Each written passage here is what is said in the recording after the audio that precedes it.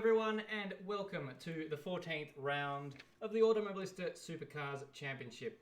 Today it is the final round of the endurance part of the championship, and we are here at the home of horsepower in Sandown. My name's Stairs. Joining me in commentary tonight, Michael Zalavari. Good evening, Stairs. Good evening, everybody. I'm very happy to be here and excited to be commentating on the Sandown 250.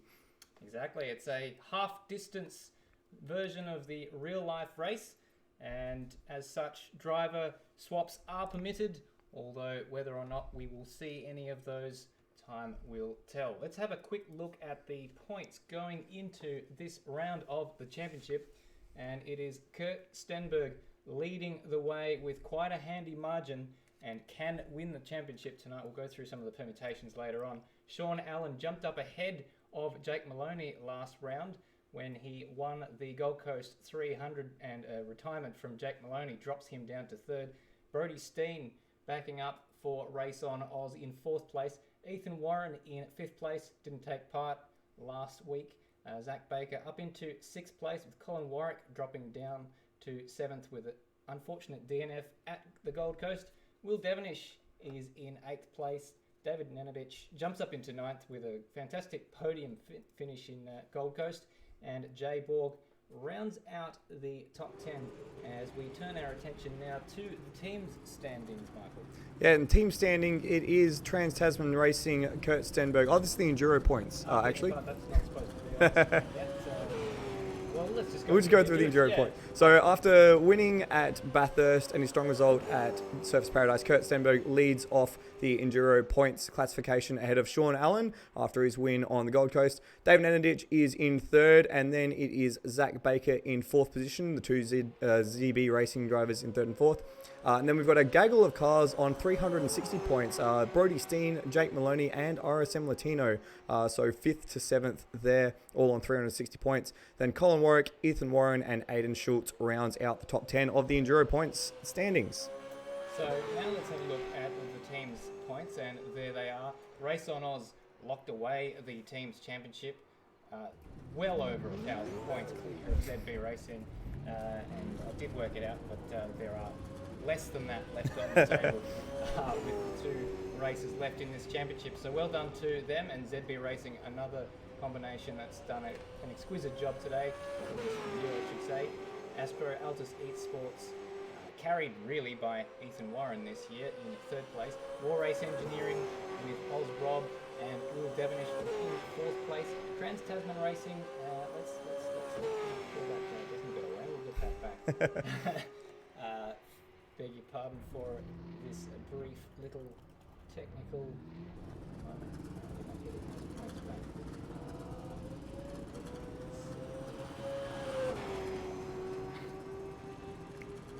What I will say, though, is that there was quite a large chunk of drivers there, or teams rather, in very close proximity at around the 2,500, 2,700 point mark. So there is, while the Drivers' Championship and the Teams' Championship overall might look much more squared away, there is still a lot to play for in that mid-pack. As you can see, we've got WR Race Engineering on 2,789, and then Trans-Tasman right behind them, 2,751, and then between Stealth Penrite and the second Trans-Tasman Racing Team cars, there's only about 94 points between those two teams as well. Can you explain to me why the Trans-Tasman is listed twice on there?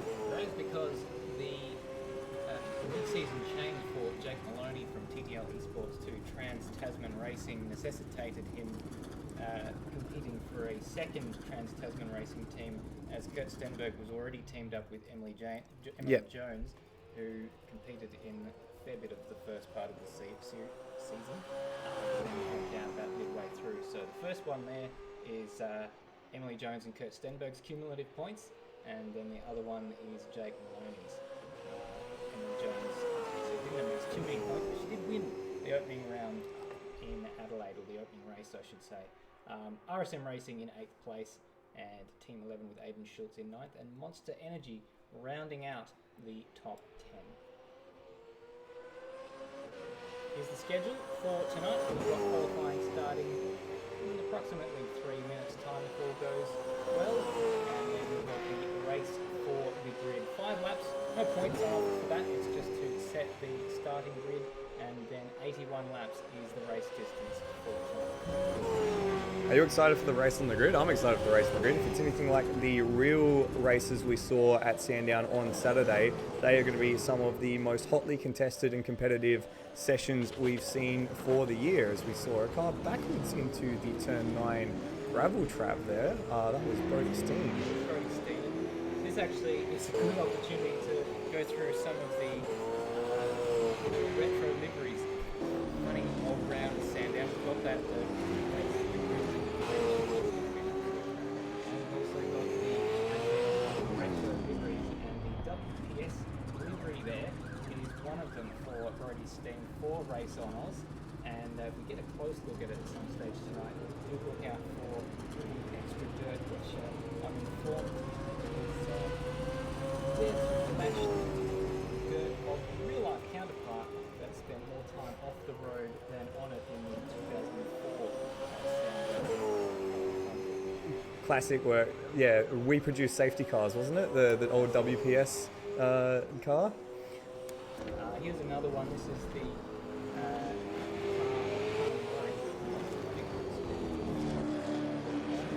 but that is mirroring the real life Penrite Erebus that is run on the grid. Also, there is an extra little element for Colin Warwick, the GT stripe paying tribute to his first win.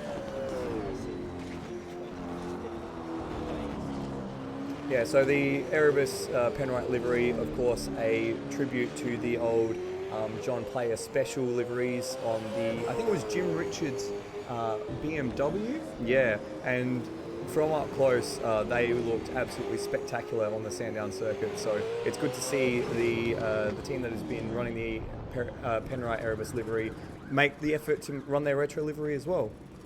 As Colin Warwick ducks into the pits, we'll have a look at Thomas McMillan, who is running another personal livery. So this one reflects his own 2014 VF Commodore from R Factor.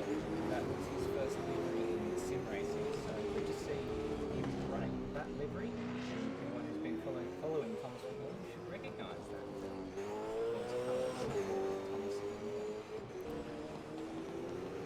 Looks pretty cool. I like the homage to the Holden Racing team with a little bit of a stealth lion over the back corner. It very much adds quite a bit to that livery on the sides, which, yeah, makes it look really nice and aggressive. And he's not the only one running a livery from an R Factor series, if I'm correct. It looks like Kurt Stenberg is paying homage to his own 2013 livery, which he ran in R Factor, which is the Pepsi Max livery. That's right. He isn't on the track at the moment. There is his teammate Jake Moloney just ducking out of bits. Those two normally running the same colours, but as you can see there, Stenberg running that Pepsi Max livery, which is inspired by his own 2013 Pepsi from R Factor. He claims Season 5 of the RSM V8 Championship and the 2013 FDG V8 Championship. Wow. In that livery. So something that has a lot of happy memories for him today, and it may well be the livery in which he finishes. Wow, that would be quite the livery then, with 3 championships under its belt. Lucky colours. So let's quickly just go over the championship permutations. Essentially, if he leads Sean Allen by more than 300 points at the end of tonight, he will be the champion. Now, the current margin for Kurt Stenberg is, get it up, well over that. It is about 450, or almost 500, almost 400 points. Yeah. So essentially, I did work out, if Kurt Stenberg finishes 5th or better, there's no way Sean Allen can win the championship. So essentially, if Kurt Stenberg were to come 5th and Sean Allen were to win, then Sean Allen would have a 300 point deficit to Kurt Stenberg, and then he would then have to win the next 2 races in Newcastle with no points at all from Kurt Stenberg, and the championship would go to Kurt Stenberg. So it is, albeit a very slim chance, but Sean Allen does have the opportunity. Jake Moloney's still mathematically in with a shot, but even less chance than that.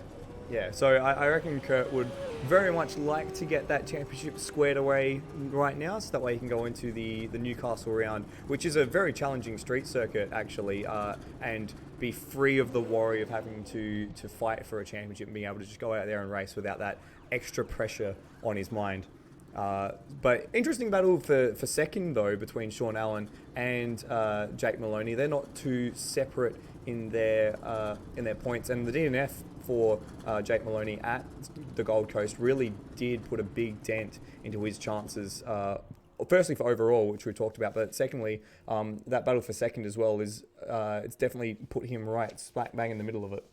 Yeah, really unfortunate there for Jake Moloney to have yet another DNF. He's had a championship that's been punctuated by retirements. Unfortunately, most of them not his fault. A lot of them technical in nature, but 6 DNFs will kill you in a championship that is largely based on consistency. So we're about to get started for qualifying. So this will be a 10-minute session that determines the grid for the race for the grid. And then we have the race for the grid to set the actual grid. So how much emphasis would you place on this qualifying session versus getting through the race? Because we saw in the changeable conditions in the real Sandown 500 that the positions in the qualifying session had almost no bearing on where people started for the main race, thanks to how the strategy panned out for those qualifying races. So do you think there should be much of an emphasis placed on getting, for example, pole position versus just getting in that lead pack, especially for such a long race? I don't think they're going to change their approach to this session too much from what they've done in the past. Essentially, it's because they all head for the exits, different starts out. I think it'll be a little bit like one of those qualifying sessions that we see when the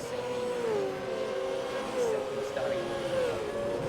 Yeah. You're right, they probably will just go for the bank of that and see what they can do after that. These guys switch.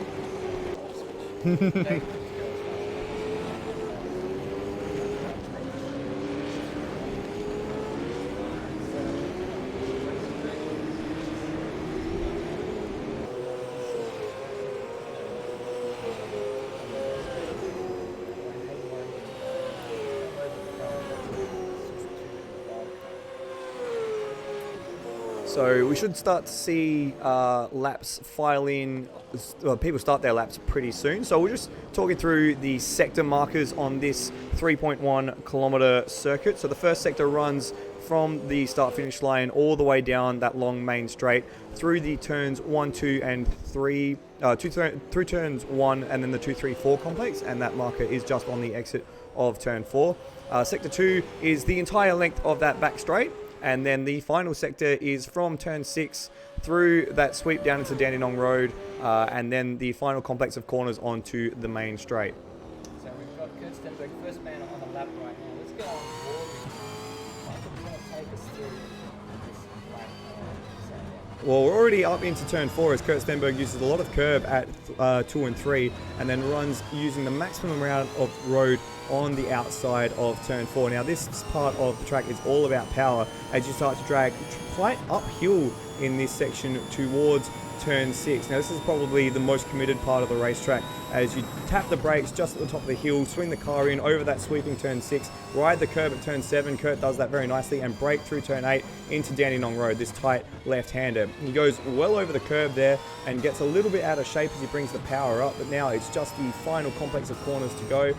Deep braking into turn 10, and he spun it. He spun it on the apex of turn 11, and he's made contact with the wall there as well. So not the ideal way to run that section of corners for Kurt Stenberg, and he's had to come straight into the pits after that.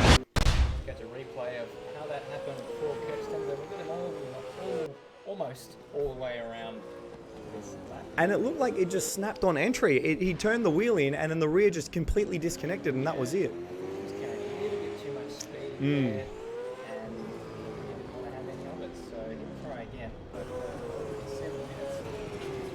session. And in the meantime, we've got Thomas McMillan setting the first fast lap, a 107.4 with a purple sector 2 and 3. The sector 1 at the moment is Sean Allen's. He is in second place with a 107.8 as we start to see more cars coming through to finish their first flying laps. So it's an absolute flurry of cars. If you are watching our live timing, it's available at rsnplanau.onlineraces.com. But pretty much everyone is on the back straight right now.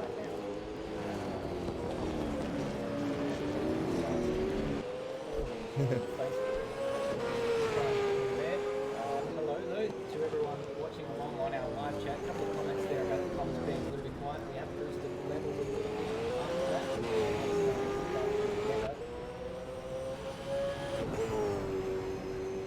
And while Stairs is trying to sort that out, we've got a few quicker laps coming in. McMillan still holds the pole, but Sean Allen's just come across the line. He's 1/10 away from that mark set by Thomas McMillan. But McMillan himself's on a fast lap, but he's coming to the pits. So he's gone straight into the pits after that, so no need to worry about where he is. Will Devonish has just jumped up into 5th place, and that is the scope of people on fast laps at the moment. It looks like for the most part that the fast guys are making a lot of pace in the straight lines and then holding it through the curvy bits, which is very nice for a track like Sandown because there is 2 big long drag straights to make your speed up, as Sean Allen is up on his PB and on Thomas McMillan's time again on this lap as he's just making his way through Dandenong Road corner into the last complex of corners. He nicely nicks the curb at turn 11 and brings it onto the straight. A little bit of oversteer as he gets onto the straight, but this could be a time to challenge the top marker, and it is 0.003 of a second. Sean Allen takes pole position, at least provisionally at this stage of qualifying, with just under 5 minutes left in this session. So apologies. Apparently, I can only be heard on the second microphone. So beg your pardon for that. The levels do appear to be coming through my microphone, but they're not going to air. So apologies for that. We'll try and get that rectified as soon as we can. So it looks like we're both going to try and share this microphone for the rest of the session, so bear with us while we do that. And at this stage, we've got half the field having set their at least a benchmark time, and Hayden Warrington just sets in a time for himself as well. So now we've got 12 cars with times set on the circuit. Kurt Stenberg only up to 6th so far, so not quite at the level where Kurt wants to be at this stage, as we're still watching Sean Allen on screen. Not quite as good a lap this time around from Sean, and he jumps into the pits. So a little bit of a calm goes across the racetrack as that occurs.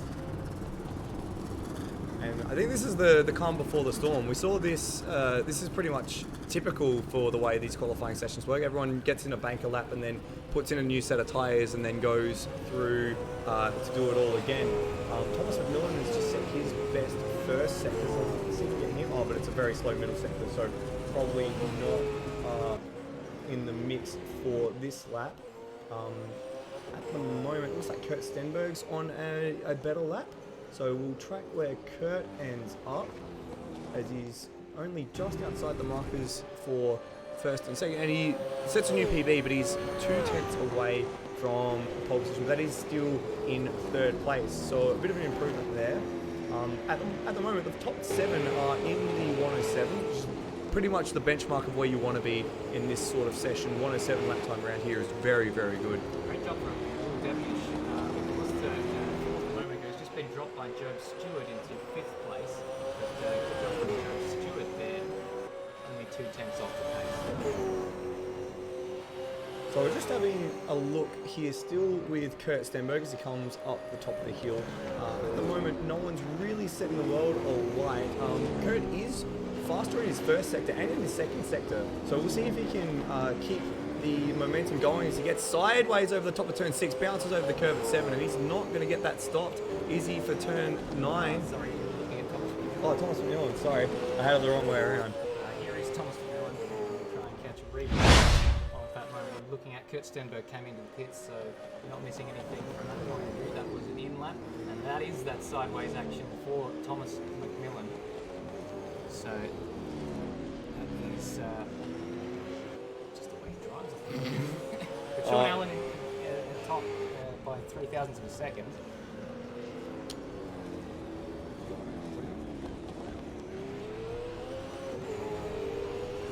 So beg your pardon for we're trying our best with these technical issues, but from my point of view, there's nothing wrong. So if you're in the live chat, if you can't hear me properly, please do tell us, because from my perspective, the levels are coming through loud and clear, so I was a bit confused about this.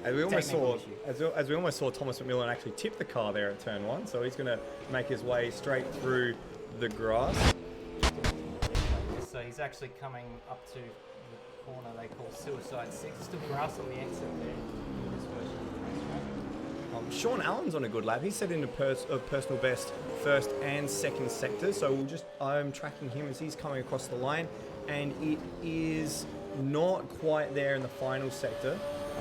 We'll try and find someone else on that lap. Seems like everyone's just getting themselves set for this last run at the lines. We've got 45 seconds left in this qualifying session. So we're starting to see lap times start from Thomas McMillan, Kurt Stenberg is just about to start a lap, Job Stewart, Sean Allen, they're all on their final laps. So we see someone off in the background there that looked like one of the Erebus cars that has shot off in the background, and that was not Brody Steen, it was Colin Warwick. He's had a spin there. Yeah, Colin Warwick there, recovering it to the racetrack. What happened to him? He just got on the curb, on the exit, lit it up, and it's a pretty simple mistake to make. What happened to the best of us? He carried a lot of speed there through. It definitely encourages you to take a bit more. We're getting final laps in. Sean Allen's just about to cross the line. He's got a PB for himself in sectors 1 and 2, but is he going to get lower the mark? No, he doesn't. Very far off that final sector. I wonder when on there. Kurt Stenberg isn't going to improve. Thomas McMillan may. He's just about to come across the line now. No, he's outside of his lap time. Only just though. 1/10 outside there. And it looks like no one else is on an exceptional lap. David Nenadic might improve. He's just gone into a 108.7, so just outside the 107s. And I think that Brody Steen. Brody Steen jumps up to 3rd place. He jumps Kurt Stenberg with the final lap of the race, or final lap of qualifying rather. And I think that is everyone. Maybe we might see a final dash from Steve Burko, but I don't think it would be a dash that challenges the top guys. If we can find Steve Burko. Yeah, he looks like I was going to say he's slowed down, but he hasn't. He's currently sat in 18th place. Improve? No, he can't. Looked like he managed to improve 1 minute 10 for Steve Burko. So we ended up with 19 runners there, and a couple of newbies. Kelvinator has joined us. He is in 15th place. And a few more of the, well, as far as I'm concerned, I don't need the microphone because I can see the levels right there, but I'm just waiting on confirmation from our audience. Can you hear me? That is the question. That is the question. Still drowned out. Very strange indeed. So while Stairs tries to work on that, I will take us through the qualifying results. So in the end, it was Sean Allen who took home pole position for the qualifying race ahead of Thomas McMillan by 0.003 of a second at the line. Brody Steen jumped up to 3rd on that last lap. Then it was Kurt Stenberg, Job Stewart, Will Devenish, Colin Warwick, David Nenadic just outside the 107s. Hayden Warrington from Super 2 jumped into 9th, and Zach Baker rounds out the top 10. Thomas Paul ended up 11. Then it was Jack Hodder, Aidan Schultz, Stephen Birchall, Kelvinator, RSM Latino, Termo, Steve Burko, and Jake Moloney, who didn't set a lap in that session. So he will start the qualifying race from 19th on the grid. Well, that should be a bit of fun. Seeing him in the 5-lap race trying to make his way up there as we have further technical issues. It's not going well for us today, is it, Michael? It's always, whenever I come on these things, it's always just a bit of a mess, whether it be safety car drama or holes in the track or something. There's always something. And now we've got technical problems, which are the story of the night. Yes, So we are relying on our live chat to tell us if it's getting any better, because we've got no way of monitoring this apart from the levels which appear to be lying to us. So we now have a 5-minute session in which they will prepare for the race for the grid. So perhaps we'll use this opportunity to have a quick break, and hopefully on the other side those technical gremlins vanished like fairies. Our live coverage of the Automobilista Supercars Championship will be back shortly. For more information about the Automobilista Supercars Championship, including race results and official championship points, don't forget to visit the Automobilista Supercars Facebook and Instagram pages for all the latest news and results. To enhance your watching experience, you can follow all of the live timing for each race at rsmclanau.liveraces.com. Welcome to the previous round recap, brought to you by Apex Rear Wing. Following the Bathurst 1000, we head north for a race a third the distance but triple the concentration, the tight, walled confines of the Gold Coast street circuit. Kurt Stenberg took pole position in the top 10 shootout despite Thomas McMillan's strong pace, beating him by 1/10 of a second. And that's 2 pole positions in a row for Kurt Stenberg. It all went wrong on the race start, however, as Kurt found himself spun around at turn 4, re-entering last. McMillan took full advantage and stretched out to a commanding lead within a few laps, lapping well over half a second faster than second place man Sean Allen. Behind, however, there was plenty of action. Jake Moloney, who had started from the rear of the grid, was up to 4th by lap 5, while the back chicane and turn 11 caught out Colin Warwick and Brodie Steen. After his horror start, Kurt had managed to drag himself back up to 6th place, which swiftly became 5th as his teammate Moloney became another victim of the back chicane. At the front, McMillan appeared to be entirely in control with blistering pace and a 15-second lead when disaster struck. A server glitch kicked McMillan, Warwick and Moloney from the race.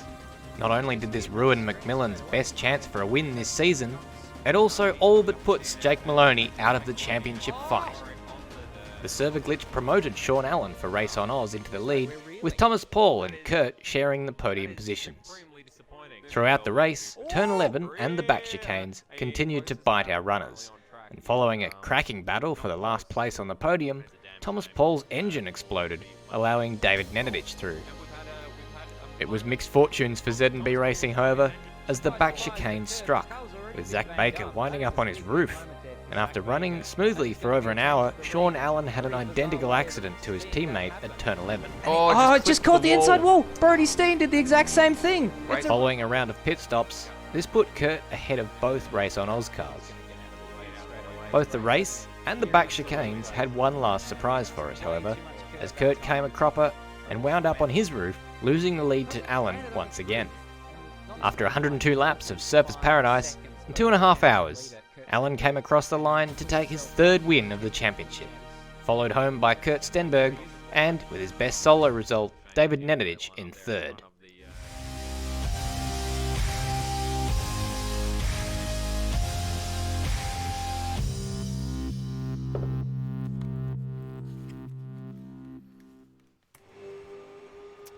Welcome back, everyone, to the Automobilista Supercars Championship. This is the 14th round and the final part of the Endurance Championship. We've just had qualifying, and we're now about to start the race for the grid. So you might have noticed if you're on the commentary cam that we are now trying to share this one boom mic between the two of us. So if we start yelling over each other or throwing the mic around, we'll do our very best for the rest of the day. We've got some very untoward technical issues that normally never happen. This never happens, guys.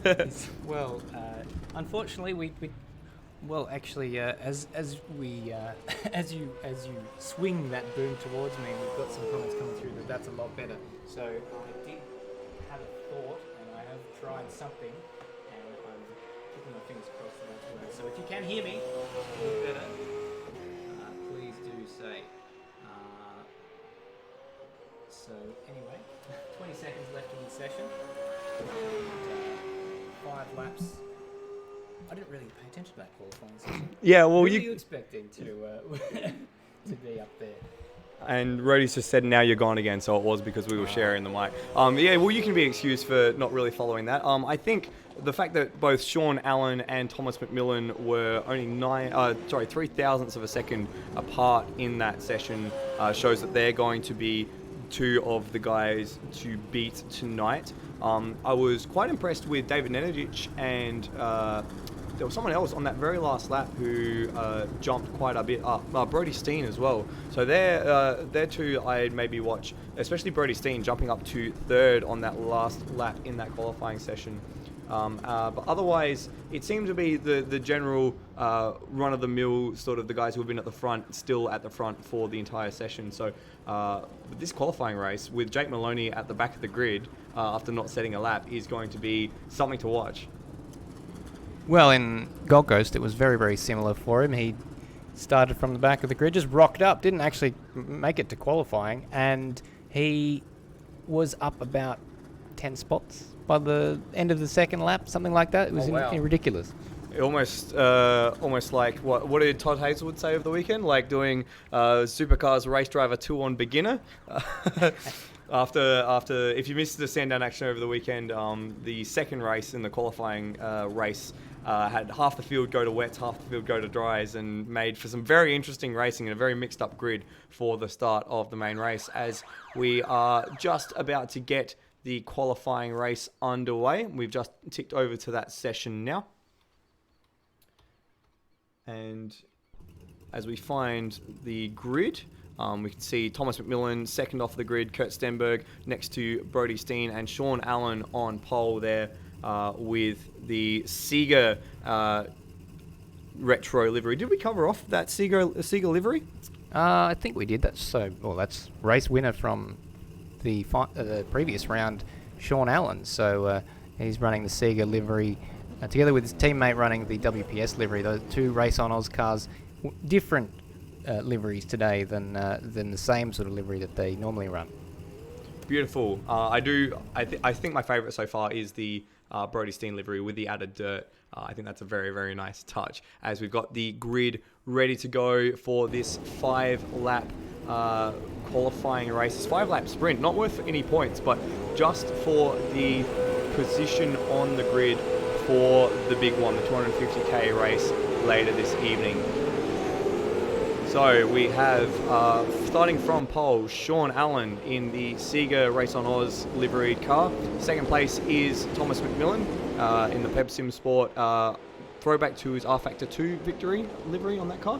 The WPS retro livery is Brody Steen from third. Fourth place is Kurt Stenberg in his Pepsi RF2 livery from 2013. Fifth is Job Stewart, a very impressive lap for him, the Pursuit Sim Racing number 94.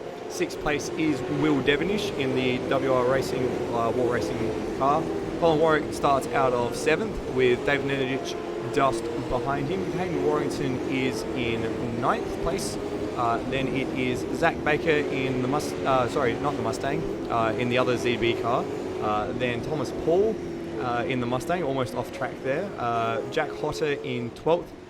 Aiden Schultz will run out of 13th. Then it is Steve Birchall, Kelvinator, RSM Latino out of 16th. Termo from 17th, Steve Burko from 18th, and then from the very back of the grid, Jake Moloney. So, bets on how far Jake Moloney gets up in this race? A long way. I reckon top 10 is conservative. Conservative? Maybe top 5. Top 5, okay. I wouldn't quite say top 5, but I reckon maybe 7th. I reckon he might have a bit of trouble getting past. Once he gets into the David Nenadic, Colin Warwick's, Will Devonishes, he might have a bit more trouble as the grid comes on to the main straight to take up their grid slot for this qualifying race. Now, if you're looking at the graphic and you see the word qualifying on there, that's not a mistake. This is a qualifying race. So this sets the grid for the 250. And we've just seen the cars make their way to the grid. Now, it's actually a short run from the start line to the first corner, only about 240 metres. So everything is going to be about getting that first punch off the line into that tight turn 1. So, Kurt Stenberg on the right-hand side of your picture. Jake Moloney on the right-hand side of your picture. I've got to get Kurt Stenberg mixed up with the livery he's running today. He's in the blue car on the second row there, but it's Thomas McMillan who's been getting mammoth starts lately. So let's see who gets the best start in the qualifying race. 5 laps, about 15 kilometers, and we are racing. So off they go, and it's Sean Allen with the best start. Stenberg goes to cover into turn 1, and he just managed to maintain that third position there. And it's Sean Allen who leads from Thomas McMillan. Brody Steen. McMillan has to take the shortcut through 2 and 3 and files back in. A few cars take that shortcut through 2 and 3, and it's a traffic jam heading into turn 4 as they all try and file out the other side. We've got a yellow flag. Someone's on the addition. It's Jake Moloney. Jake Moloney. So there's no way that he's going to get up that far. So we'll just try and get a replay of that. But top 5's probably looking like a bad guess now. At least it's only the qualifying race. At least there's no points involved. But he is down the very back of the grid as the field files through turns 6, 7, and 8, and 9. In fact, Sean Allen's gone off. He's just gone wide into turn 9, and that cedes the lead of the race to Thomas McMillan. Sean Allen dropped down to 4th. Lucky to keep it out of the gravel there, as in the background we can see, I think that's Job Stewart make a move on Will Devonish, and Will Devonish has been collected as well, and Devonish is off in the background as well. So it's all going off here in the first lap as we just hit lap 1 out of 5 in this qualifying race. There you go. They're as frazzled as I was on that first lap when I mistook Sean Allen for Jake Moloney. So let's have a look at the replay. Bit stuttery, but that's because I'm having an absolute nightmare with technical issues tonight. There he is, Jake Moloney. Didn't have contact with anyone, just lost it all by himself out on the marbles on the exit on the mid part of turn 4. And while you've been talking about that, there's been a bit of a kerfuffle in the back of the pack there. I think it was Zach Baker got up on 2 wheels into turn 1, and then the rest of the field, as they tried to avoid him, got all into a shambles. So while it's all been up at the front of the field, at the back of the field, it's been even more of a mess as well. So Kurt Stenberg up 2 spots from where he started. Brody Steen up 2 spots from where he started. It's been a pretty good race to be starting from the front row of the grid. So Brody Steen is now coming under a bit of pressure from Kurt Stenberg. Behind him, Sean Allen. We've got another spinner on the arrow of the screen. Will Devonish out of 18th place down Dandenong Road having a bit of a moment. And he has rejoined ahead of Kelvinator, who's down in 19th place. Jake Moloney back up to 15th already. Yeah, it didn't take long for Maloney to get back into the mix, but as we go back to the front of the field, it's Kurt Stenberg passing Brody Steen for that first place. Now, Brody's on the outside. Can he hang around the outside for 2 and 3? Not quite, but that top 4 has definitely jumped away from the rest of the field, and it looks like that's going to be the top 4 that may take the grid positions. But actually, Joe Stewart has gone with them almost, but now Kurt's got a bit of a gap as Brody is trying to defend from his teammate as we head down the back straight. So a lot of action going on in this top 4, and it's 3 wide as they go down into turn 6. Who's going to come out ahead? This is good news for Kurt Stenberg, who's trying to break away a little bit, and on a 3-lap race, that's pretty good. A little bit of biff and budge as they all go off down there at Dandenong Road. So it is Sean Allen who's got back into 2nd place. Thomas McMillan falling back, and Brody Steen having a lap to forget. Yeah, Steen from 1st to 4th in that lap, and he's also going to be under pressure immediately from Job Stewart, who got into the back of him as they went down into turn 9. Stewart is on the inside, just in the background as we're watching Thomas McMillan swing out to make a move on Sean Allen into the first corner. They touch side by side. Was he up far enough? Maybe, maybe not, but they both survive around the first corner, and in the background, Steen also survives against Job Stewart. I keep wanting to say Job Watson for some reason. Footy fan. Maybe, yeah. So Job Stewart having a great race, but this is a slipstreaming battle down the back straight on the way down to Suicide 6. Bit of bump drafting almost for Thomas McMillan on Sean Allen. Kurt Stenberg out to a 1.7 second lead already, and it is Sean Allen down the inside, and he's going to go onto the grass. A little bit of a bump. That's a big moment. He'll do well to save that, and he does somehow hang on to it. Wow, that's scary stuff. You don't want to go too wide through 6, and somehow they managed to make it work. But Sean hasn't given it away yet. He's still forcing McMillan to take defensive lines. And in the background, Brody Steen still managed to stay ahead of Joe Stewart. But we're on the final lap in this qualifying race now, and man, this has been action-packed. Just a quick check up on Jake Moloney. He is in 12th place down at the back of the grid. So as we come onto this final lap, it looks like Kurt Stenberg has the gap as we hear Stairs get a bit excited about a sideways moment for McMillan there. We got on screen and he's gone over the curbs very aggressively, and that might leave the door open for Sean Allen as they head down the back straight. Yeah, absolutely. He got all up on two wheels there, and that allowed Sean Allen to close that margin quite a lot. But he's got a good exit out of turn 4, and Thomas McMillan may well be safe for the time being. Any more positions for Jake Moloney? No, he's down in 12th place behind Aidan Schultz, so top 10 doesn't look very likely for him. But I mean, I can see him fighting for the podium, if not the win from a 12th place start. It is going to be Kurt Stenberg coming across the line to win this race for the grid. And Kurt didn't have it all his own way, but once he got to that lead slot, he managed to run away with it and take a comfortable, in the end, win for this qualifying race ahead of Thomas McMillan, Sean Allen, Brody Steen, Job Stewart crossing the line in fifth. Very good job from him. Then it is Colin Warwick, I think, next over the line. Then Zach Baker, Hayden Warrington, and Thomas Paul. Then Steve Birchall, Adrian Schultz, Jake Moloney in 12th. Termo, Will Devenish recovering after his spin at Dandenong Corner in 14th. David Nenadic, a big loser from that qualifying race, finishing in 15th place. Then RSM Latino, Steve Burko, Jack Hotter, and Kelvinator rounding out the finishing positions. Man, I'm out of breath already. Oh, what a race for us to have technical issues. Very, very exciting action there. And that will set the grid. So we will take a short break and do our best to see if we can do any more fixes to the technical issues that we have been experiencing today, and then we'll be back with 81 laps of Sandown. See you soon. Our live coverage of the Automobilista Supercars Championship will be back shortly. For more information about the Automobilista Supercars Championship, including race results and official championship points, don't forget to visit the Automobilista Supercars Facebook and Instagram pages for all the latest news and results. To enhance your watching experience, you can follow all of the live timing for each race at rsmclanau.liveraces.com. Welcome to the previous round recap, brought to you by Apex Rear Wing. Following the Bathurst 1000, we head north for a race a third the distance but triple the concentration, the tight, walled confines of the Gold Coast street circuit.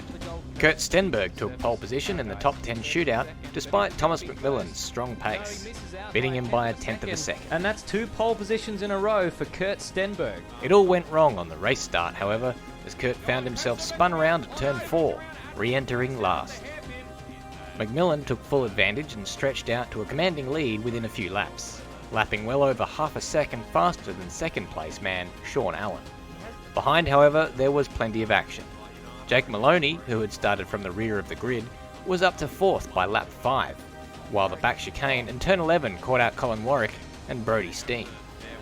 After his horror start, Kurt had managed to drag himself back up to 6th place, which swiftly became 5th as his teammate Moloney became another victim of the back chicane. At the front, McMillan appeared to be entirely in control with blistering pace and a 15-second lead when disaster struck. A server glitch kicked McMillan, Warwick, and Moloney from the race. Not only did this ruin McMillan's best chance for a win this season, it also all but puts Jake Moloney out of the championship fight. The server glitch promoted Sean Allen for Race on Oz into the lead, with Thomas Paul and Kurt sharing the podium positions. Throughout the race, turn 11 and the back chicanes continued to bite our runners, and following a cracking battle for the last place on the podium, Thomas Paul's engine exploded, allowing David Nenadic through. It was mixed fortunes for Z&B Racing, however, as the back chicane struck, with Zach Baker winding up on his roof, and after running smoothly for over an hour, Sean Allen had an identical accident to his teammate at turn 11. Oh, it just caught the inside wall. Brody Steen did the exact same thing. Following a round of pit stops, this put Kurt ahead of both Race on Oz cars. Both the race and the back chicanes had one last surprise for us, however, as Kurt came a cropper and wound up on his roof, losing the lead to Allen once again.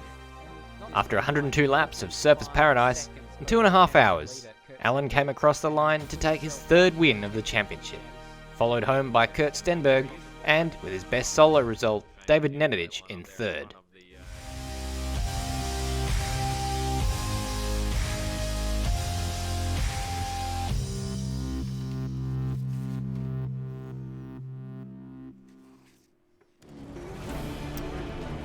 Welcome to Sandown. This is the Sandown 254, the 14th round of the Automobilista Supercars Championship.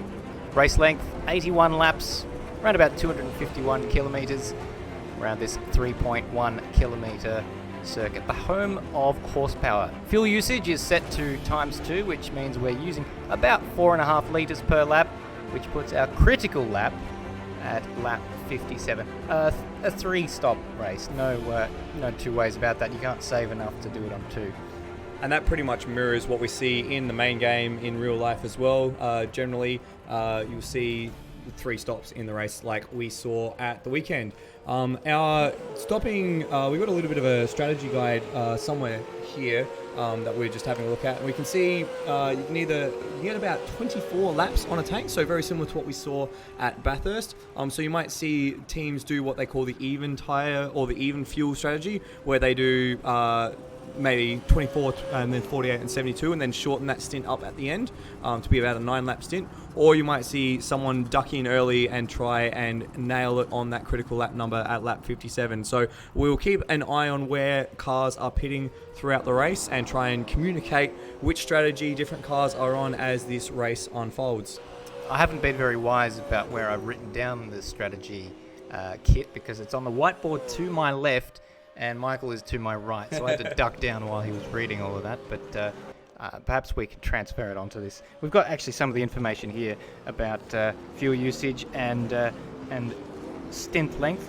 4.5 laps, or litres per lap, is what those numbers are worked out on, but we got some updated numbers from Kurt Stenberg. He's using a bit more than that, and he was one of the most thirsty drivers in Surface Paradise, and where we were expecting about 24, 25 laps to a stint there as well. He only got about 22, 23 laps. Yeah, well, the good thing is, though, if you are using a bit more fuel, you do have a fair bit of flexibility here. So even if you are only getting 21, 22 laps on a stint, that means that you can still get to the end on only 3 stops. So there shouldn't really be a question of fuel saving. There shouldn't really be a question on the stop number, because it is pretty cut and dry with the way it's worked out. Unless you're using, say, 20 lap stints, then you'll be in a bit of trouble. Or if a safety car comes out on, say, lap 55, 56, then we could see a bit of a fuel run to the end. Yeah, no Ethan Warren tonight, unfortunately. He's the man who saved about 4 laps of fuel in the final stint at the Bathurst 1000. So I don't know if anyone could rival him in terms of fuel-saving ability. Yeah, I remember watching that final stint and just being absolutely amazed. We also saw, I think it was the Termo, and who was Termo driving with in that race at Bathurst? Memory test. Yeah, that's a bit of a hard one for you. But I remember they were getting quite a few laps on fuel. But they were also quite a bit slower than the guys up the front, so it kind of cancelled itself out in the end. So we'll have to have a look and try and find that. Cam Rutledge, that was. So we'll Termo's here tonight, so we might see another fuel run from Termo as the warm-up session comes to a close, and we are getting set for a 250-kilometre race here this evening. So Kurt Stenberg and Thomas McMillan on the front row. Same front row we've had for the last 2 rounds, which includes Bathurst and the Gold Coast. So in each of those scenarios, it has been Kurt Stenberg who got the lesser of the 2 starts, Thomas McMillan who got the much better of the starts for those 2 drivers. So expect nothing less here tonight. The interesting thing about that, though, is that McMillan is on the outside, so the first place at Sandown is on the inside. So McMillan, if he wants that leading position, on the first corner, he's going to have to wrap around Kurt Stenberg and hope that Stenberg doesn't fire into the side of him. So that'll be definitely one to keep an eye on. And also we've got the 2 Racing on Oz cars out of 3rd and 4th. So they'll hopefully be looking to get a good start and keep their good weekend going. And Job Stewart off 5th. Now, I'm not familiar with Job Stewart. Where has he popped out on? Because I haven't had him in my head as one of the drivers to keep an eye on for this series. He's not done too many races, but he's always been there or thereabouts, so he's quite a fast driver. Hayden Warrington, another one to keep an eye out. He did a great race in the Super 2 to earn himself a wild card and top 10 starts. Good job from him. And we're gridding up, Michael. Yeah, so we're just seeing the cars come to the grid now for this 250k race. Beautiful blue skies at Sandown, which I can attest to being, as we get a great shot of that beautiful blue sky just on cue. And I can attest to that being an absolute lie compared to how it was over the weekend. The only thing missing is the heavy overcast condition and rain, but I guess we'll have to wait until Automobilista 2 for that one, as we have the cars almost fully on the grid. It looks like we're still waiting for 5th place Zach Baker, which has just popped up, and it looks like that last car has popped in as well, which I think was Thomas Paul. All right, so the revving you're hearing is us about to get started on the warm-up lap. So, Kurt Stenberg leading the way with the Pepsi livery that has been so very successful for him in the past. Can he claim the championship here tonight? Thomas McMillan will start out of 2nd place, and he will have his eyes set on a victory after 4 DNFs in a row, which has been mostly due to technical issues, and the last 2 both races that he potentially could have been in line for a win. Sean Allen in 3rd place for Race on Oz, as you said, with his teammate alongside him in Brody Steen. Great liveries there. Job Stewart in 5th place from Colin Warwick. He will be in 6th place, looking to recover some points after some nasty DNFs recently, also due to technical issues.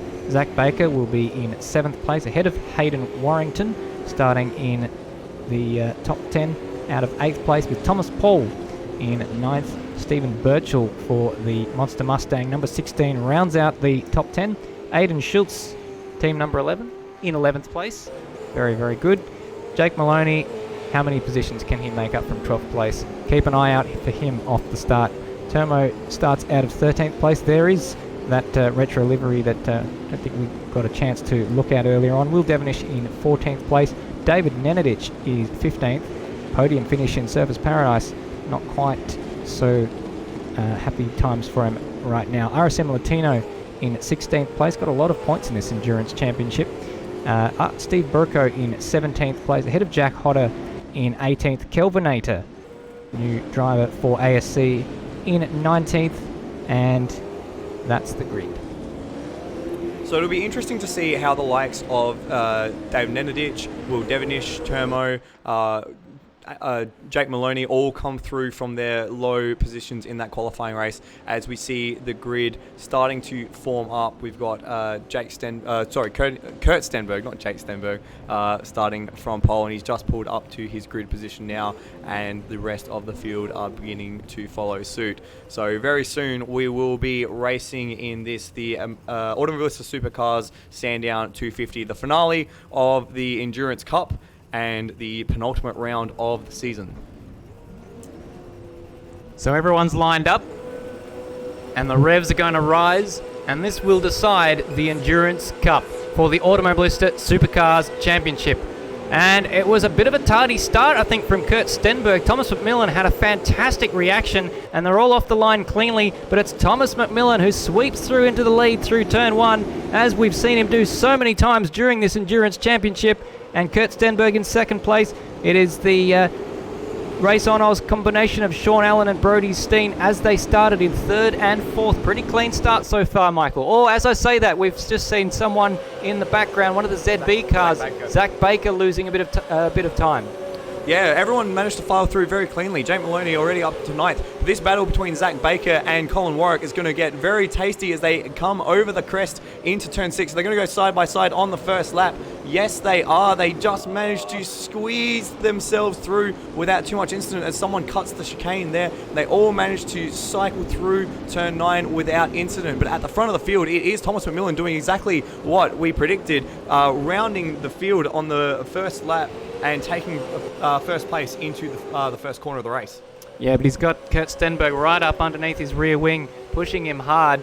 And Thomas McMillan, he's frustrated after so many retirements from promising positions. 15 seconds in the lead in the previous race in Surface Paradise and taken away by a cruel twist of fate. Here he is leading the Sandown 250. There's still a long way to go in this race, though. So Kurt Stenberg is right in the wheel tracks of Thomas McMillan already, and that doesn't look like that's going to change for much of this 250k race. Remember, 3 pit stops to take through this race as well, so plenty of variance still to come. And it's the two, in fact, it's Sean Allen in 3rd place, and then Job Stewart managed to jump Brodie Steen on that first lap, so he's now in 4th as the field files into Dandenong Road yet again. Oh, big off there for one of the MP Sim Sports cars. I think that might be Hayden Warrington and Jake Moloney. Well, he's up to 9th place. That's a conservative start by his standards, only up 3 spots, but he's looking to make hay. It's been quite a measured start compared to what we saw with the race for the grid. Yeah, well, there's a lot more to come after the 5 laps that the race for the grid was for. So this is a little bit of a battle pack forming now behind Colin Warwick. He's 2 seconds behind the group ahead of him, and he's got a train of 5 cars featuring, I think that's Hayden Warrington, Zach Baker, Jake Moloney, and Thomas Paul. So a few really quick guys in that pack, just on the back end of the top 10, as we're still got eyes on Jake Moloney there. Hasn't managed to get past Zach Baker yet, so we'll keep track of how that battle pans out as they swing down the back straight. Yeah, a very conservative start, which is a little easier for us, isn't it? A little bit helps us ease our way into it, and we can start to think about strategy. But on this lap, it is Thomas McMillan streaking away a little bit from Kurt Stenberg, building a margin of about 7/10 of a second. And if anything, Sean Allen coming back at Kurt Stenberg rather than Kurt Stenberg coming back at Thomas McMillan. Just quickly, we've had a pit stopper already as we come through the field, and it is Termo who has jumped into the pits. So I wonder if he maybe picked up some damage on the first lap, because pitting that early, there's no way he could get to the end on 2 more stops, unless he pulls out what he managed to do at Bathurst, which was just phenomenal. No, not expecting that to be a possibility, but in terms of the pit stop window for the earliest of stoppers for a 3-stop race, we expect around about lap 7. So that's if you're doing the short fill first and instead of last. While you're explaining that to our viewers, Zach Baker dropped 1 or 2 positions through the turn 2 and 3 complex. He's now under pressure from Thomas Paul as they come over the crest into turn 6, but Baker has the inside line and manages to maintain that position. As we saw, I think that was Hayden Warrington get a bit out of shape, and Thomas Paul's gone off. He's gone off into turn 9. In fact, both of them went off, and Thomas Paul makes the wall there. So he's stuck in the gravel trap at turn 9, and that's it. He's straight out. Wow, already our first retirement, and we've only just gotten to 4 laps in, and that looked pretty innocuous until it hit the wall there. Yeah, he got all out of shape. I don't know that he actually hit Zach Baker until they got to turn 9. He was completely out of control through 6, but it wasn't a particularly hard hit with the wall for Zach Baker. Yeah, but the problem is, once you get out there, you're kind of stuck. You can't really, especially if you're stuck in the gravel there. And in fact, that was the story of many of the red flags in practice that we saw, not only through the V8s rather, but through the support categories over the weekend. A lot of cars ending up in that gravel trap at turn 9. So not the best of starts. As we see, I'm watching Kurt Stenberg, he got very sideways at turn 6, and he's into the wall. He's into the wall hard over the top of the hill, and he's back into the wall at turn 9 as well, and he returned to the racetrack. Yes, he does, but that was a wild moment. He got very sideways over the top there, and he's dropped now down into 4th position, but I would be surprised if he doesn't have damage from that as well.